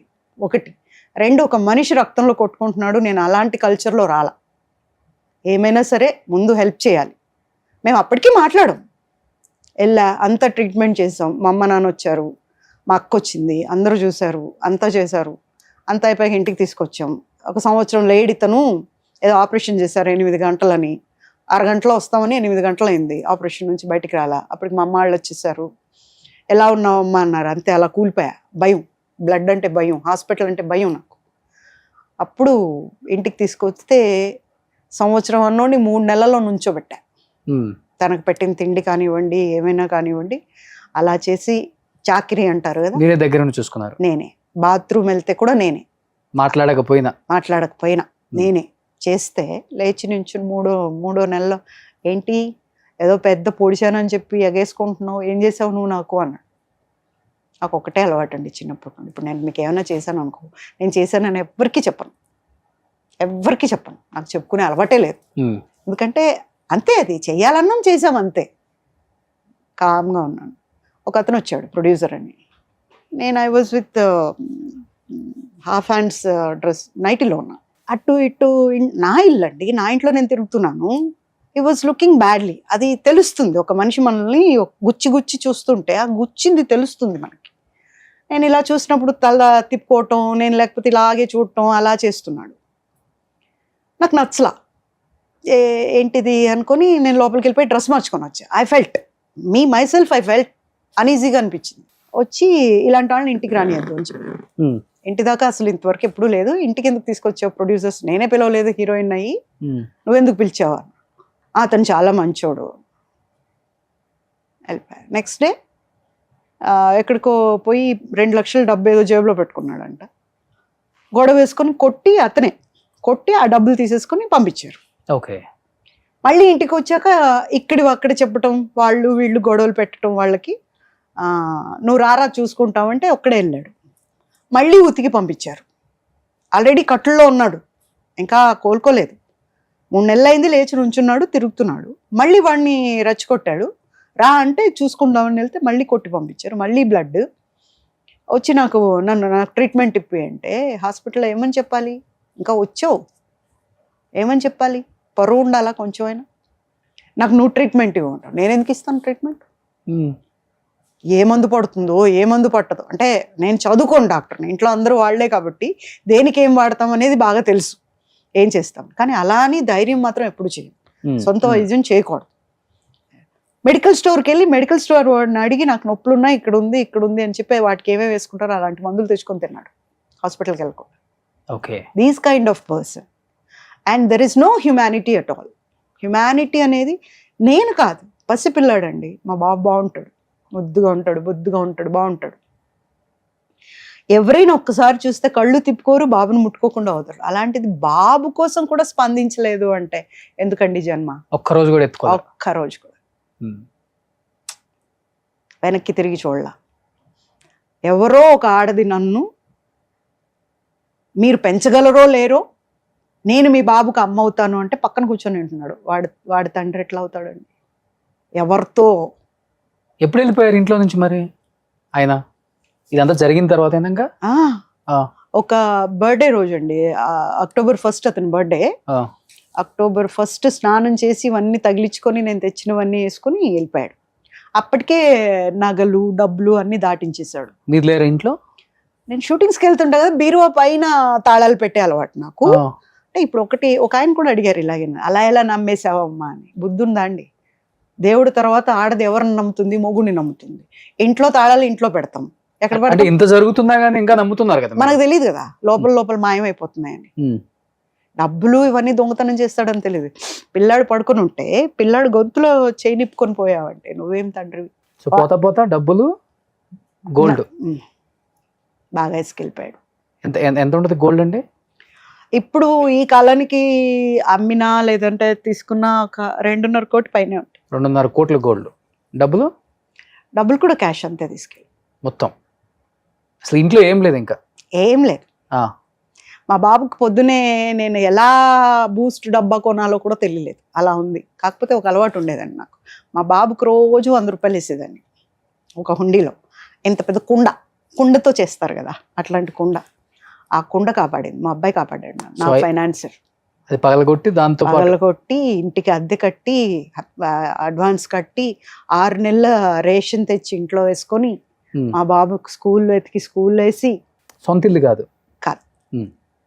సో మీరు ప్రాణానికి ప్రాణంగానే ప్రేమించారు చెప్పాలంటే. ఇంత జరిగిన ప్రేమ అనేది వెళ్ళిపోయిందండి, తెలిసిపోయింది. కాకపోతే కాన్ బట్ పొజిషన్ ఇంకా ఉండాల్సిన పరిస్థితి కాబట్టి ఉంది. ఎవరో ఒకరితో అడ్జస్ట్ ఎట్లయినా అవ్వాలి. అదేదో ఫస్ట్ వాళ్ళతోనే అడ్జస్ట్ అయితే పూజిత ఒక ముగ్గురుతోనే ఉందిరా. అబ్బా 4 లేదండి బాబు, ఆ, ఆ ఆలోచన కూడా లేదు. ఓకే.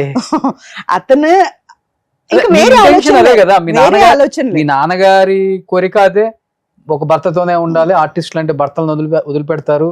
సో నువ్వు అదే కదా ఆయన అవును, కూడా. అవును. బట్ మీ తర్వాత ఎంతమందిని మోసం చేశారు ఆయన ఇంకా మరి? 8 మందిని. అబ్బా.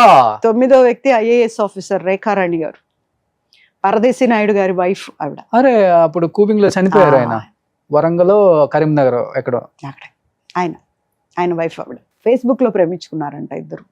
ఆ, తర్వాత పెళ్లి చేసుకోవాలి అని ఫస్ట్ పెట్టినప్పుడు ఆవిడ వాళ్ళ అమ్మ నాన్న వచ్చారు నా దగ్గరికి. వాళ్ళ నాన్నగారు స్టంట్ వేసుకొని ఉన్నారు. స్టంట్ తీసాక అదే డిశ్చార్జ్ చేస్తారు కదా, డైరెక్ట్ గా నా దగ్గరకు వచ్చారు. వచ్చేసి అమ్మ ఒక పెళ్ళి ఆపాలి అర్జెంట్ అని, రేపే పెళ్ళి, ఒక ఫంక్షన్ హాల్లో బుక్ చేశారు. అంటే నేను అనుకున్నా, నేను అప్పుడు లీడ్ ఇండియా అని ఒక ఆర్గనైజేషన్కి పనిచేసేదాన్ని. ఏ అమ్మాయి అబ్బాయి లేచిపోతూ ఉంటారు కదండి ఎక్కువ.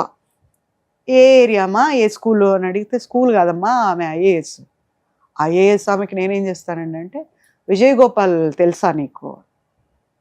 ఏ విజయ్ గోపాల్? నీ మొగుడు విజయ్ గోపాల్ చెప్పండి అంటే, అతనే పెళ్లి చేసుకుంటుంది. ఒక్క నిమిషం అమ్మ లోపలికి వెళ్ళి వైట్ పేపర్ మీద సైన్ చేయి. ఇప్పటికి 4 సార్లు పంపించిన అతను రెఫ్యూజ్ చేశాడు, డైవోర్స్ ఇవ్వట్లేదు, తీసుకోండి. ఆవిడ చింపేసి, నేను నీ హెల్ప్ కోసం వచ్చానమ్మా, నువ్వు డైవర్స్ ఇస్తానంటావేంటి? ఏంటంటే, నువ్వే ఫస్ట్ వైఫ్వి, నువ్వు అబ్జెక్ట్ చేస్తేనే పెళ్ళి ఆగుతుంది, నా కూతుర్ని మోసం చేస్తున్నాడు. IAS ఆఫీసర్ అంటారు మీ కూతుర్ని మోసం చేయటం ఏంటమ్మా? ఆవిడ ఇలా చూసిందంటే పోలీసులు కుమ్మేస్తారు కదా అని.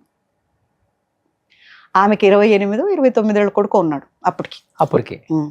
నేను నోరు తెరిచా, ఏంటి అంత పెద్ద కొడుకుంటే పెళ్లి చేసుకుంటుందా అంటే, చేసుకుంటుందా కాదమ్మా ఇంకాసేపట్లో పెళ్ళి అయిపోద్ది. అప్పుడు నేను షీ టీమ్స్లో బుక్ చేశాను. వాళ్ళే దగ్గరుండి గైడ్ చేశారు. బుక్ చేస్తే ఇది ఉంటుంది కదా, రిజిస్టర్ ఉంటుంది, దాంట్లో పేజే చింపేశారు వాళ్ళు.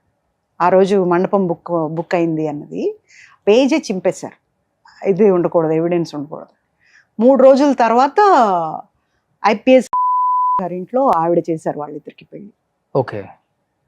ఇంత జరిగిందని తెలిసినా కానీ ఆమె కూడా పెళ్లి చేసుకున్నారు. అంతా తెలుసు ఆవిడికి, అంతా తెలుసు, వీళ్ళందరికీ తెలుసు. వీళ్ళంతా ఒక గ్యాంగ్ అండి. ఒక MP, IAS ఆఫీసర్, వాళ్ళ అమ్మ వాళ్ళ చెల్లి, వీళ్ళందరికీ బినామీ ఇతను. వాళ్ళ ఆస్తులన్నీ వీడి పేరున్నాయి. ఓకే. సో అవి కాపాడటానికి ఆటోమేటిక్గా వీళ్ళు కాపాడతారు. అతని మీద ఎన్ని కేసులు పెట్టినా వాళ్ళ ఆస్తులు కాపాడుకోవాలంటే వీడిని కాపాడాలి. బట్ మరి ఆయన పెళ్లి చేసుకున్న తర్వాత ఉన్నారా ఇప్పుడు ఆమెతో, లేకపోతే? వాళ్ళు విడిపోయారంటండి. వాళ్ళు విడిపోయి ఇప్పుడు ఆవిడ వేరే పెళ్లి చేసుకున్నారంట మళ్ళీ IPS. ఇప్పుడు ఏం చేస్తున్నారు ఏంటి మరి? ఇంకా తెలియదండి నాకు.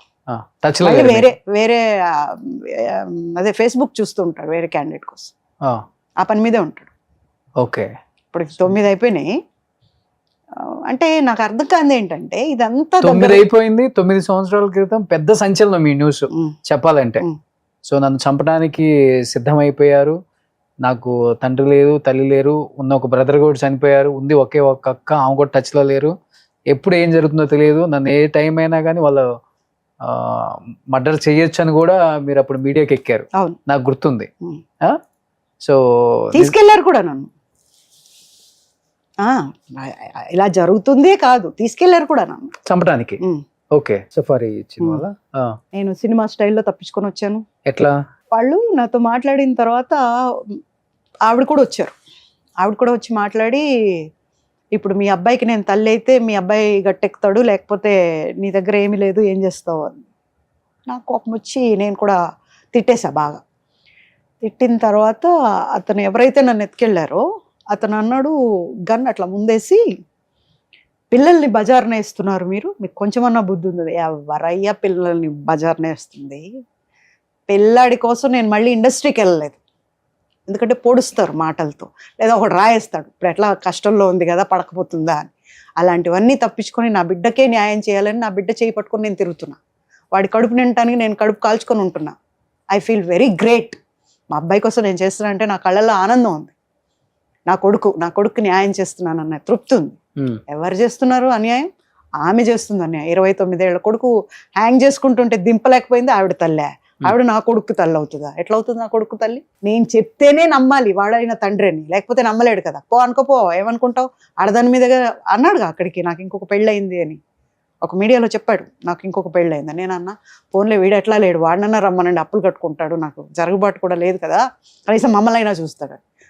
మీడియా ఆయనైతే కెమెరా కింద పెట్టేసి నవ్వుతున్నాడు, పాప నువ్వు మారవా అని. ఎందుకు మారాలి? ఉంటే మారాలి, అంతే కదా. ఇప్పుడు ఒకటి లేడంటే ఇంకోటి వస్తే మంచిదే కదా, జరిగిపోతుంది. మీకు ఇంకొకటితో పెళ్ళయిందని ఏడన్నా ఏడి మరి అన్నా పెళ్ళైన అన్నేడి? ఇప్పుడు నువ్వు లేవుగా, వచ్చేస్తా పరిగెత్తి రావాలి కదా, ఒకతే ఉందని. రాలేదే. మగాడి చేసే ఒకే ఒక పని అండి, ఒక నిందంటూ ఒక వాడి నిజస్వరూపం బయటికి వచ్చింది అంటే ఇంకా నిందేసే తప్పించుకోవాలి. ఎలా తప్పించుకుంటాడు? లేకపోతే నిందలేంది బొందిపోదు, వేయాలి కాబట్టి వేసాడు నా మీద. నేను ఒకటే అన్నా, రమ్మనండి పోనీ, ఇప్పుడు ఇతను లేడు కదా, ఫ్రీ వేకెన్సీ ఉంది, రమ్మనండి, నాకు ఇష్టమైతే యాక్సెప్ట్ చేస్తా కదా. ఎవడోడు రాలేదే. ఎన్ని రోజుల నుంచి నా కష్టాన్ని నమ్ముకొని, ఆ కష్టంలో నేను మా అబ్బాయికి ఫీజు కట్టేటప్పుడు అండి ప్రతిసారి నేను ఏడ్చేదాన్ని. మా కర్మకు తగ్గట్టు 10వ క్లాస్లో బాబుకు ఒక ప్రాబ్లం వచ్చింది, స్కూల్ వాళ్ళది ప్రాబ్లం, కానీ మా అబ్బాయి ఉన్నాడు దాంట్లో. మళ్ళీ 12th వచ్చేసరికి ఇంటర్ సెకండ్ ఇయర్లో కాలేజ్ ఫీజు అంతా కట్టించుకొని క్లోజ్ చేసి పారిపోయారు. 20 రోజులు ఉన్నాయి ఎగ్జామ్స్. అప్పుడు మళ్ళీ హైకోర్టుకి వెళ్ళి తల్లిదండ్రులందరినీ ఏకం చేసి రోడ్ల మీద కూర్చొని ధర్నాలు చేసి అంత చేసి వాళ్ళకి నేను ఫీజు కట్టించారు అని చెప్పి ఆర్డర్ తెచ్చి ఎగ్జామ్స్ కండక్ట్ చేయించాను. ఎక్కడికి వెళ్ళినా ప్రాబ్లమ్స్ అన్నీ ఫేస్ చేస్తూ వస్తున్నాను. మా బాబు కోసం ఏమేం చేయలేదు, అన్నీ చేశా. చెడ్డ పనులు కాదు, అన్నీ మంచి. కానీ అక్కడి నుంచి ఎలా బయటపడ్డారు మరి? ఎక్కడి నుంచి? చంపడానికి తీసుకెళ్లారు కదా. లోపలికి వెళ్ళిన తర్వాత ఆవిడ ఆ గన్ తీసుకొని ఇలా ఆడతారు కదా, అట్లా ఆడుతుందన్నమాట, హీరోలాగా ఆడుతూ మాట్లాడుతుంటే ఆయన రెచ్చగొడుతున్నాడు. వాళ్ళ చేతిలో ఉంది, ఇంకా నేను వస్తాననే ఆలోచనే లేదు. ఇట్స్ గాన్, అయిపోయింది. మా అబ్బాయికి వెళ్తూ ఒకటే మాట చెప్తాను, అధికారం ఉంది, చంపేస్తారు, కేసు కూడా క్లోజ్ చేస్తారు, అంతే. డెఫినెట్ గా జనం అనుకుంటారు, కానీ ఎవరు నిలదీస్తారండి? ఇప్పుడు మన కళ్ళ ముందే ఎన్నో జరుగుతున్నాయి, ఇది దేనికి న్యాయం జరుగుతుంది? సో అక్కడ అందరికీ సినిమాలో చెప్తారు చూడండి, బయట అంతా ప్రెస్ ఉన్నారు, లైట్లు ఆపుకొని ఉన్నారు, దగ్గర 30 వెహికల్స్ ఉన్నాయి, అందరికీ తెలుసు మీరు నన్ను తీసుకొచ్చినట్టు, మీరే తెచ్చారని కూడా తెలుసు, నేను కూడా చెప్పేశాను అని చెప్పా. అంతే, నా సామిరంగా ఎక్కడోళ్ళు అక్కడ పరిగెత్తారు. వాళ్ళు పరిగెడుతుంటే మెల్లగా నేను నడుచుకుంటూ వచ్చేసా బయట. కూడా పరిగెత్తింది, ఎవరికి వాళ్ళు పరిగెత్తి వాళ్ళ కార్లు ఎక్కి పారిపోయారు. ఒక కారు లేదు, ఏమి లేదు, ఒకటే కారు ఉంది. అది నేను బయటకు వెళ్ళి 5 నిమిషాలకు వచ్చింది, ప్రెస్ వాళ్ళదే వచ్చి వాళ్ళు తీసుకొచ్చి హైదరాబాద్ వదిలేరు.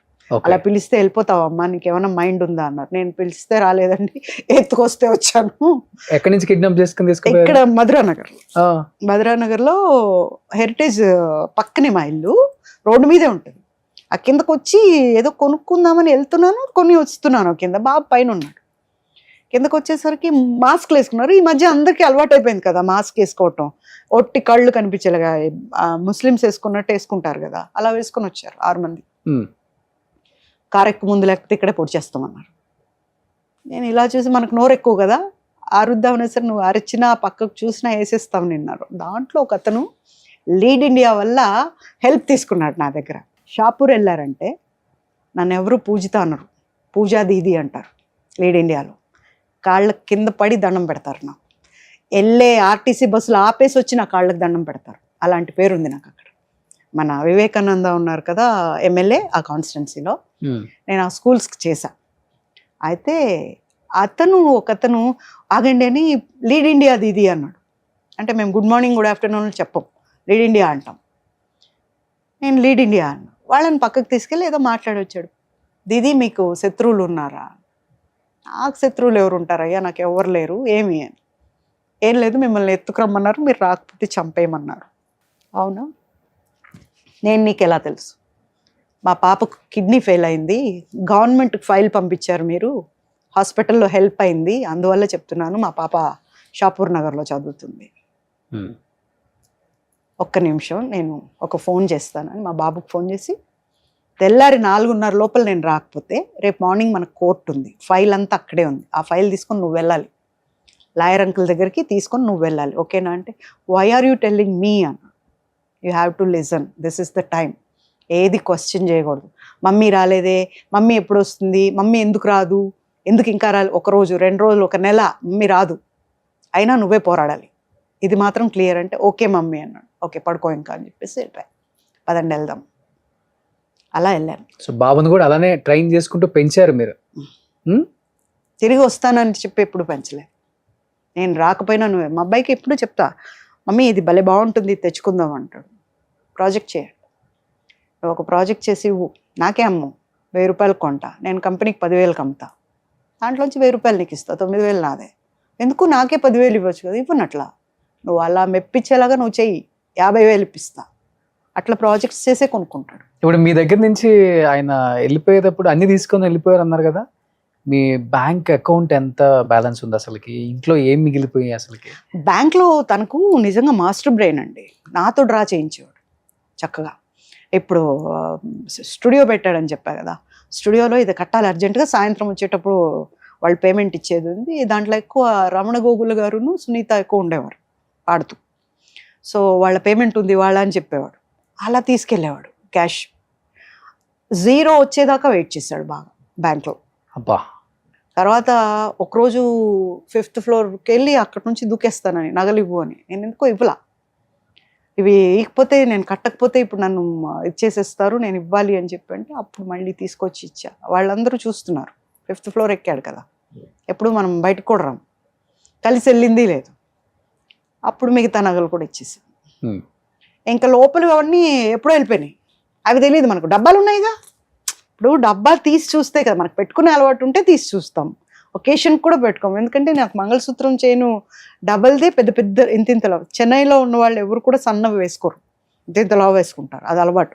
ఇంత పొడవు వేసుకుంటారు, మామూలుగా 13 పిడికిళ్ళు ఏమో వేసుకుంటారు కదా మంగళసూత్రం, అలా కాదు ఇక్కడ. అంటే షూటింగ్ టైంలో తీయండి అంటే ఇట్లా లోపలికి తోపేస్తారు, తీరు మంగళసూత్రం అనేది, అంత వాల్యూ ఇస్తారు, అందుకని చాలా పొడవు చేయిస్తారు.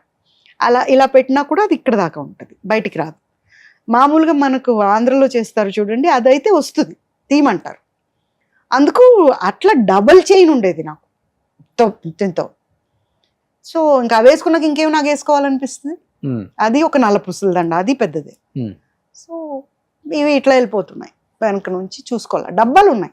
ఎవరికి ఇస్తున్నారు అవి, ఆ బంగారం? ఎవరికి ఇస్తున్నాడు అంటే మన ఇండస్ట్రీలోనే ఒక ఆర్టిస్ట్ అండి, నేను పేరు చెప్పను, ఒక ఆర్టిస్ట్. ఆమె ట్రాప్ లోకి వెళ్ళిపోయారేనా? ఆమె ట్రాపో కాదో మరి మనకు తెలియదు, కానీ ఆవిడకి ఇచ్చేవాడంట. నాకు నేను ఐటీలో ఒక అతనితో పార్ట్నర్షిప్కి వెళ్ళినప్పుడు అతనికి ఫ్రెండ్కి ఇతను తెలుసంట, ఇతను ఎవరికైతే ఇస్తాడో ఆ ఇంటికి అతను కూడా వెళ్తాడంట. మీ కాదు అతను, అదే అతను లవరు, ఆయన కూడా అతను కూడా లవర్ ఈ ఆర్టిస్ట్ కి. నేను వెళ్ళే దగ్గరకు వస్తాడు, ఒక డబ్బా, ఒక సూట్ కేసు, బ్రీఫ్ కేసు తీసుకొని, ఇంత ఎత్తు పౌడర్ వేసుకొని నీట్ గా దూకొని, ఇంత పెద్ద బార్ ఉంటుంది కారు వాళ్ళది సేలో, దాంట్లో వస్తాడు. ఆవిడేమో ఆఫీస్కి వెళ్తున్నాడు అనుకుంటుందో ఏమిటో మరి, క్యారియర్ కూడా ఇచ్చి పంపిస్తారు. ఈడేమో వచ్చి రోజు ఒక్కొక్క నగల డబ్బా ఇస్తూ ఉంటాడు అక్కడ అని చెప్పాడు. బట్ మీ నగలన్నీ ఆ ఆర్టిస్ట్ వేసుకున్నప్పుడు కనీసం తెలుస్తుంది కదా మీకు. నేను ఒకరోజు మాత్రం బ్యాంగిల్స్ చూసాను, ఒకరోజు ఎవరో ఎందుకు వాళ్ళ తమ్ముడి భార్య చేతిలో కూడా చూసాను నా గాజులు. I was taken back. అంటే ఇంకొకటి ఉంటుంది, నాకున్నవి మీకు ఉండకూడదు అని ఏమీ ఉండదు, అలాంటిది ఇష్టపడి కొనుక్కొని ఉండొచ్చు అన్న దీంట్లో ఉన్నా, కానీ మనసు ఒప్పుకోలేదు, కాదు ఇవి నావే అని. అప్పుడు చెక్ చేస్తే నావి లేవు, అక్కడ ఉన్నాయి, మరి ఎందుకున్నాయో నాకు తెలియదు. కానీ ఆర్టిస్ట్ ఎప్పుడైనా ఓపెన్ గా అడిగారా, నా భర్తను ఎలా ఉంచుకోవాలనిపించింది మీకు? లేదండి, భర్త అనే మాటకే అర్హత లేనోడు ఎట్లా పోతే పోయాడు దరిద్రం అనిపించింది. ఆ దరిద్రం గురించి మాట్లాడాలనే లేదు. అంతేందుకు, ఇప్పుడు కోర్టులో కేసు ఉంది, ఇప్పుడు ఉంది రన్నింగ్, ప్రెసెంట్ కోర్టులో ఉంది, నేనే నిన్న వదిలేసా. డైవర్స్ అయిపోయింది, విడాకులు తీసుకున్నారు కదా? ఏలేదు కదా, మీరు సైన్ చేసి పంపించారు కదా. పేజ్ ఇస్తే ఆవిడ చింపేసింది కదా, ఆడు ముందే ఒప్పుకోలేదు, ఈవిడ అప్పుడు ఒప్పుకోలేదు. వాడేమో నాకు పెళ్ళామే కొడుకు మాత్రమే నా కొడుకు అని చెప్పాడు. సో అలా డైవర్స్ కాలేదు. నేను కోర్టులో వేసా, రేఖారాణి ఐఏఎస్ని ఇంక్లూడ్ చేయండి, ఎందుకని కేసులో ఇంక్లూడ్ చేయట్లేదు అని వేసా. అప్పుడు సెషన్స్ కోర్ట్ వెకేషన్స్లో జడ్జి ఒకటే అడిగాడు, ఐఏఎస్ అయితే ఏంటి, ప్రైమ్ మినిస్టర్ అయితే ఏంటి, ఒక ఆడదికి పెళ్ళైన ఆడదాని లైఫ్లోకి వెళ్ళింది ఆవిడ, పేరు ఇంక్లూడ్ చేయండి అని చెప్పి అక్కడ ఇచ్చారు ఆర్డర్. ఓకే, వెంటనే దాన్ని ఆటకెక్కించింది అక్కడ వాళ్ళతో కుమ్ముకై. అది 8 ఏళ్ల తర్వాత దులిపారేమో, అది కింద పడిందో ఏమో మరి, అది నాంపల్లి కోర్టుకు వచ్చింది. వచ్చాక వాళ్ళు ఫోన్లు చేస్తున్నారు, నేను ఎవరిదోని ఫోన్ ఎత్తట్లా. అప్పుడు ఒకరోజు ఎందుకే నాకు మాటకి ఈ నెంబర్తో ఫోన్ చేసిన, ఎవడు నువ్వు అని చెప్పి తిడుతున్నా. తిడితే అప్పుడు నేను కానిస్టేబుల్ అండి, ఇట్లా మీ కోర్టుకు వచ్చింది కేసు, మీరు రండి అని. ఏం పొడిచారని 8 ఏళ్లలో ఇప్పుడు నేను వచ్చి పొడిచేది ఏముంది, నేను రాను, కొట్టేసేయండి అని చెప్పా. కాదు మేడం మీకు న్యాయం జరుగుతుంది రండి అన్న. సరే చూద్దాం అసలు ఏంటి పరిస్థితి అని వెళ్ళా. 1.5 year వెళ్ళా. మొన్న పోయిన నెల అనుకుంటా పీపీ గారిని అలాట్ చేస్తే ఆయన అన్నారు, అమ్మా దీంట్లో ఎవిడెన్స్లు ఉంటాయి కదా, ఎవిడెన్స్లు ఒరిజినల్ ఇస్తే నువ్వు కేసు గెలుస్తావు అన్నాడు. మరి నేను కేసు పెట్టినప్పుడు ఇచ్చిన ఒరిజినల్స్ ఒకసారి ఉంటాయి కదా, రెండోసారి ఒరిజినల్స్ ఎలా వస్తాయి? హౌ యూ ఎక్స్పెక్ట్, ఎలా వస్తాయి అసలు? ఏం ఒరిజినల్స్ ఇచ్చారు అప్పుడు? ఫొటోస్, పెళ్లి ఫొటోస్ కానీ, పెళ్లివి, బాబు ఫొటోస్, ఫంక్షన్ ఫోటో కానీ, ఏమంటారు అది, సీమంతం ఫోటోలు కానీ, మేమిద్దరం కలిసి ఉన్నవి కానీ, ఎక్కడెక్కడికి వెళ్ళినప్పుడు అవన్నీ ఇచ్చాను. అవన్నీ పెట్టుకున్నారు.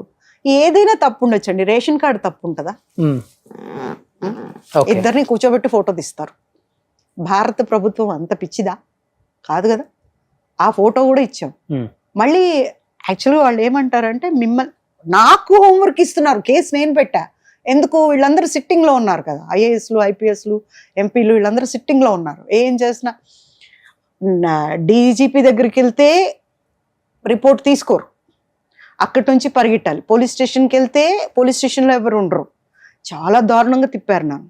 తర్వాత ప్రెస్ అంతా వచ్చేసి నాతో కూడా వస్తే అప్పుడు తీసుకున్నారు. అక్కడ బాబు ఖాన్ ఎస్టేట్లో అక్కడ తీసుకున్నారు. ఇప్పుడు మీ ఫైట్ అతని మీద ఆమె మీద, ఇంకా అతని దగ్గర ఆయన లేరు కదా ఇప్పుడు.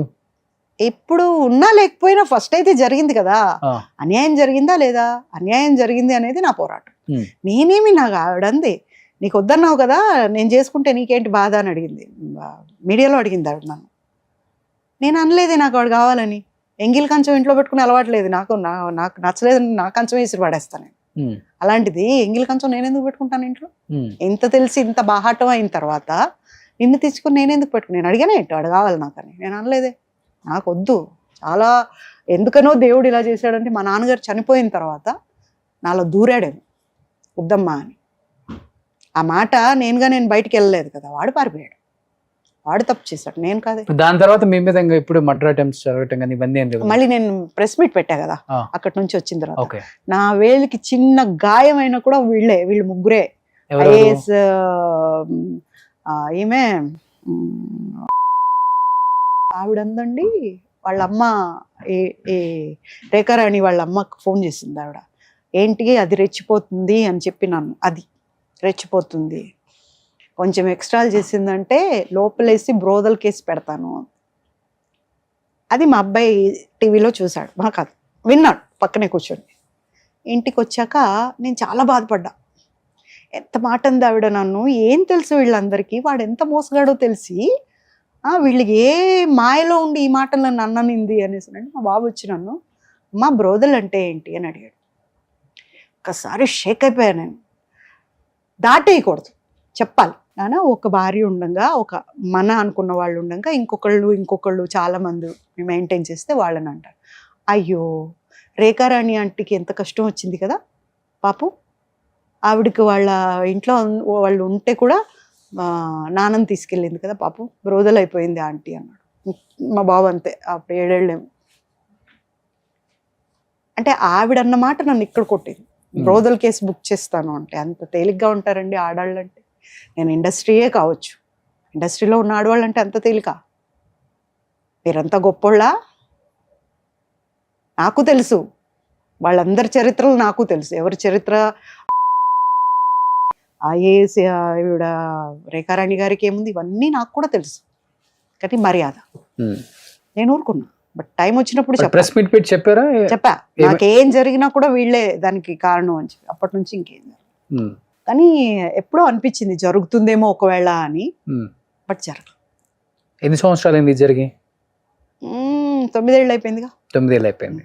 కేసు నేనే డ్రాప్ అయిపోయా. నాకు వద్దు, ఇది గెలవరు కేసు. దాంట్లో ఎవిడెన్స్లే లేవండి. నేను ఇంత కట్ట ఎవిడెన్స్లు ఇస్తే ఒక్కటి లేదు దాంట్లో. ఇప్పుడు మళ్ళీ తెమ్మంటున్నారు. అది కూడా ఆటే. ఇదంతా వాళ్ళు మింగిల్ అయి ఉన్నారు అందరూ. సో ఏది ఏమైనప్పటికీ ఇప్పుడు జరగాల్సింది చాలా ఉంది కాబట్టి, ఇంత జరిగిన తర్వాత ఫైనాన్షియల్ గా మీ పొజిషన్ అంటే ఏంటి? ఇబ్బంది పడుతున్నారా లేకపోతే మంచిగా సెటిల్డా? ఐఎమ్ నాట్ సెటిల్డ్ అండి. నేను ఇబ్బందిలోనే ఉన్నాను. ఆర్థికంగా చాలా ఇబ్బందులు పడుతున్నారా? బాగా పడుతున్నాను. ఇప్పుడు అవకాశాలు కూడా తగ్గాయి కదా, అందరికీ కూడా రావట్లేదు. నేను ఒకటే అడుగుతాను, ఒక మంచి ఆర్టిస్ట్ ఇక్కడ లేరా?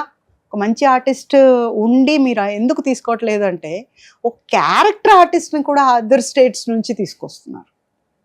ఇది చాలా అన్యాయం. దీన్ని ఎలా పరిష్కరించుకోవాలి అంటే అందరూ ఒకటవ్వాలి. ఇలాంటివి పరిష్కరించుకోవాలంటే చాలామంది కష్టాల్లో ఉన్నారు. నేను కష్టాల్లో ఉన్నాను. నేనేమి సెటిల్డ్ కాదు. సొంత ఇల్లు ఉందా అండి? లేదండి, అద్దిల్లు ఉంది. అద్దెంట్లో ఉంటున్నాను. చాలా కష్టాలు ఉన్నాయి, చాలా బాధలు ఉన్నాయి. దానికి సాల్వేషన్స్ చదివించడానికి ఎలా నా దగ్గర ఉన్నవన్నీ అమ్ముకున్నాను. ఎవరిని అడుక్కోలేదు. కరెక్ట్ గా బాబుకు ఫీ కట్టాల్సిన టైంలో కట్టలేకపోయేదాన్ని. బాబోయ్ అని ఏడ్చే టైంలో నాకు ఒక ప్రాజెక్ట్ వచ్చింది, ఏదో ఒకటి అట్లా తోసేసేవాడు దేవుడు. ఒకళ్ళని అడుక్కొని ఇవ్వలేదు. ఫస్ట్ ఆ దేవుడికి అందుకు దండం పెట్టాలి. ఎందుకంటే ఇలా అనకూడదు, ఎప్పుడు ఇలాగే ఉండాలి. సో అలా అనుకుని చాలా చాలా వాటికి అంటే అదే చెప్పాను కదా, ఐస్ పెట్టలేను.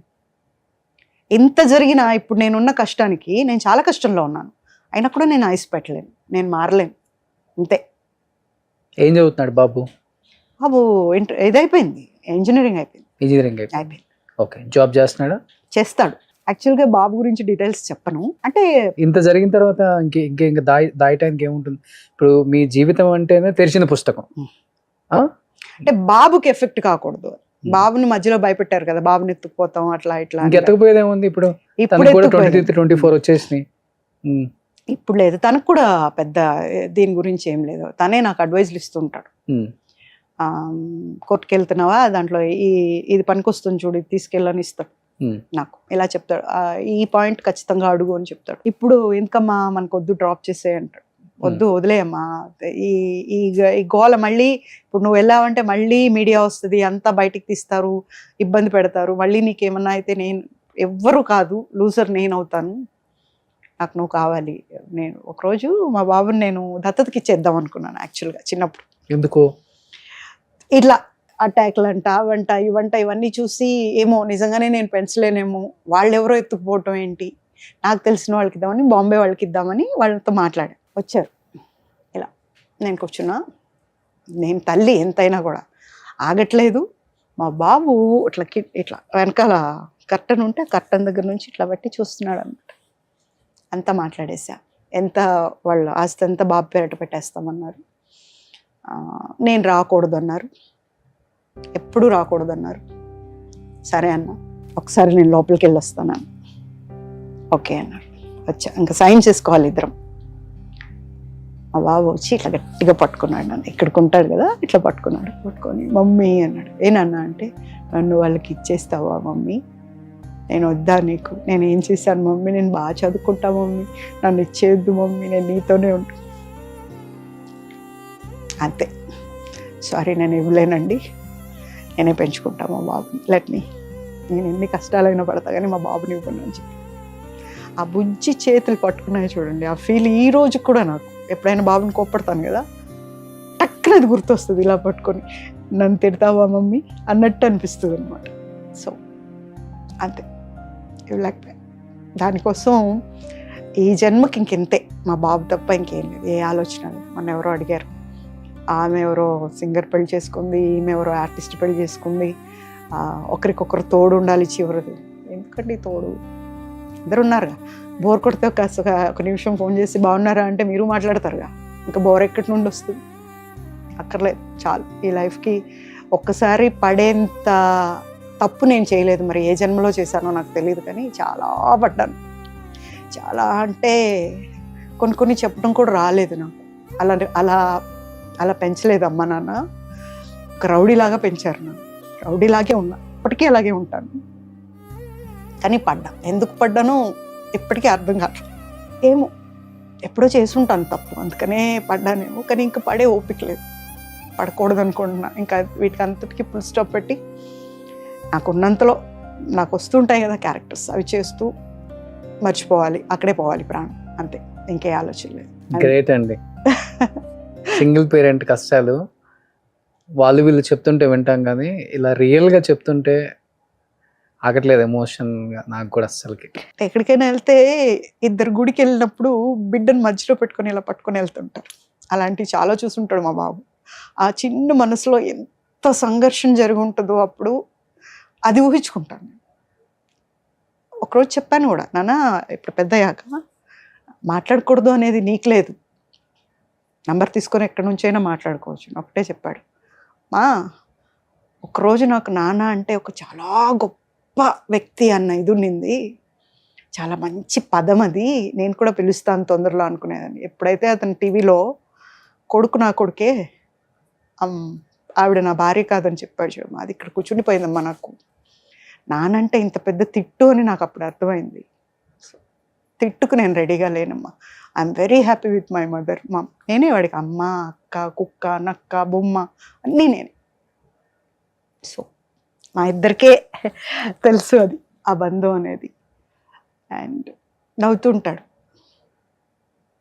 నేను కొంచెం డల్గా ఉన్నా తను తట్టుకోలేడు. ఇలా గడిచిపోతుంది జీవితం. ఒక పెద్ద, ఇంత పెద్దది నాకు రాసి ఉంది అని నాకు తెలియదు. ఆడుతూ పాడుతూ ఏదో చిల్లరగా రౌడీగా ఉంటాను కదా, ఆకతాయిగా ఉంటాను కదా, అల్లరి చేస్తూ ఉంటాను ఎక్కువ.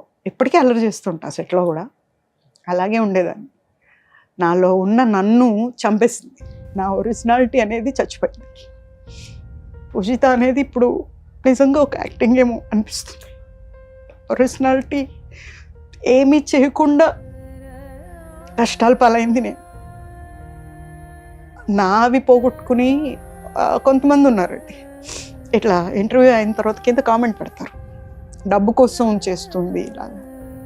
నేను డబ్బు కోసమే చేస్తుంటే ఇలా ఉండక్కర్లేదు. నేను ఒక యాక్ట్రెస్ని, అది గుర్తుపెట్టుకోవాలి. ఒక కామెంట్ బ్యాడ్గా పెట్టే ముందు, ఒక తల్లిని ఒక మాట అనే ముందు ఆలోచించాలి. వాళ్ళు కూడా ఒక తల్లికి బిడ్డ. గబుక్కుని ఒక మాట అనే ముందు తప్పది. నేను నా బిడ్డ గురించి తప్ప ఎవరి గురించి మాట్లాడను, ఎవరిని నేను ఎత్తేను. నేను చాలా పడ్డాను, వాళ్ళ గురించి కూడా నేను మాట్లాడను. బట్ ఒకరిని అనే ముందు మాత్రం కంట్రోల్లో ఉండాలి ఎప్పుడు కూడా. అలా అనకూడదు, తప్పు. ఆ తప్పు తల్లిదండ్రులు కూడా నేర్పాలి, అలా చేయకూడదు, అలా అనకూడదు అనేది. నేను ఒక అడ్వకేట్ పెట్టాడు నాకు, ఎవరో చదువుకొనివాడో ఒక రోగ్ పెట్టాడు అంటే మాట్లాడచ్చు. ఇదంతా డబ్బుల కోసం చేస్తుంది, నా దగ్గరకు వస్తే నేను డబ్బులు ఇప్పిస్తాను అనేసి. ఏ ఇన్సిడెంట్ జరిగి 9 ఏళ్ళు అవుతుంది. 9 ఏళ్ళ నుంచి నేను ఏ ప్రాజెక్టులు చేశానో, ఏమేమి ఖర్చులు ఉంటాయో, నాకు ఎలా కష్టపడి కట్టానో నాకు ఇచ్చిన వాళ్ళకి తెలుసు. నేను ప్రాజెక్టులు చేస్తే, నేను హాస్పిటలైజ్ అయినప్పుడు ఐ థింక్ 6 lakhs సంథింగ్ అయింది. అప్పుడు నేను బాబుకి ఏదో కట్టాలి, అది కట్టకుండా మా అబ్బాయి తీసుకెళ్ళి అది కట్టాడు హాస్పిటల్కి. నేను తిట్టా, ఈరోజు కాకపోతే రేపైనా ఎవరో అందరూ పోవాల్సిందే, పోతామంతే, ఇది ఎందుకు కట్టావు, నీకు ఇంపార్టెంట్ అని. నీకంటే నాకు ఏది ఇంపార్టెంట్ కాదమ్మా అని చెప్పి కట్టాడు. తర్వాత మళ్ళీ నేను ప్రాజెక్ట్ చేసి దాన్ని తెచ్చి మళ్ళీ నేను మా బాబుకి కట్టాను. అంటే ఒక గొప్ప ఇదేంటంటే, ఇంత దీంట్లో కూడా నాకేం హెల్ప్ రాలేదు, రావాలని కోరుకోలేదు నేను. అండ్ నేను అడుక్కోలేదు, అది చాలా కష్టమైన పని. నేను అడుక్కోలేదు, ఒక అమ్మగా నేను అడుక్కోలేదు. మా అబ్బాయి ఎప్పుడు కూడా అమ్మ వచ్చింది, అమ్మ తెచ్చేసింది, అంతే, ఇంతవరకే. ఒకరు ఇచ్చారు మనం తీసుకున్నాము అనే మాట రాలేదు.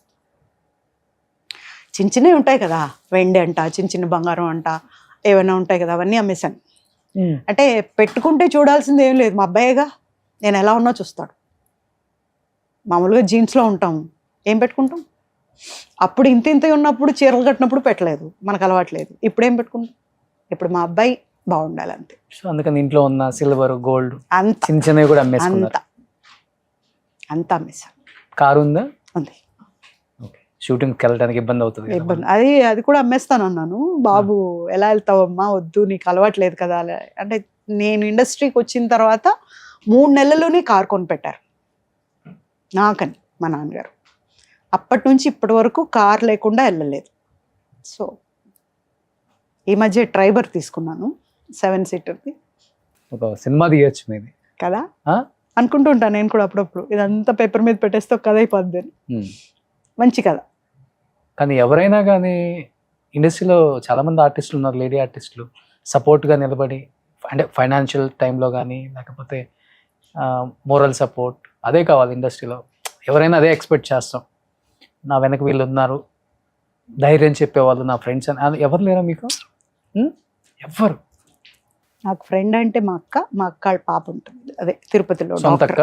అక్క అంతే, డాక్టర్. సో వాళ్ళు టచ్లో ఉన్నారు ఇప్పుడు? వాళ్ళిద్దరే నా ఫ్రెండ్స్. ఏమున్నా చెప్పుకుంటాం, మాట్లాడతాం. కంట్లో నీళ్ళు వచ్చినా, ఒంట్లో చెమట వచ్చినా ఏదైనా వాళ్ళతోనే పంచుకుంటారు. బాబు అంతే, అంతే, ఇంకేం లేదు. ఫ్యామిలీగా చూసుకుంటే నేను బాబు, అదో నన్ను చూసుకుంటూ ఒక్కొక్క పిల్ల, నా కూతురు, అంతే. This is my. సో ఇప్పుడు బాబు హ్యాపీ, చదువు అయిపోయింది, he's happy and he's enjoying his life which I want. నేను ఏదైతే కోరుకున్నానో హ్యాపీగా ఉండాలి, హ్యాపీగా ఉన్నాడు అంతే. సో అంతా కోల్పోయింది మీరు, మాటలు పడ్డది మీరు, కేసుల కోసం తిరిగింది మీరు, ఆర్థికంగా ఇబ్బంది పడ్డది మీరు, కుటుంబాన్ని లాక్కొని వచ్చి కొడుకుని, అంటే తండ్రి వదిలేసి వెళ్ళిపోయినా కానీ ఈ పరిస్థితులలో, అంటే అలాంటి పరిస్థితులలో కూడా కొడుకుని ఆ స్థాయిలో ఉంచుకుంది కూడా మీరు, ఇప్పుడు బతకాల్సింది కూడా మీరే, సో సొసైటీలో నిలబడాల్సింది కూడా మీరే.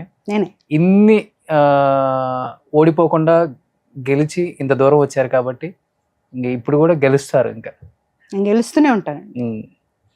వాళ్ళు ఇప్పుడు ఈ కేసుల వల్ల లేకపోతే వాళ్ళు అది కేసు గెలవటం వల్ల పెద్దగా మీకు ఒరిగేది కూడా ఏం లేదు. ఇంకా వాళ్ళు గొప్ప వాళ్ళు అయితే వాళ్ళకి గొప్ప, అంతే, ఎవరికి గొప్ప కాదు. అంతే కదా. ఇవాళ రేపు వాళ్ళు వీళ్ళని కూడా లేదు, ఎవరున్నా కానీ నిజమైన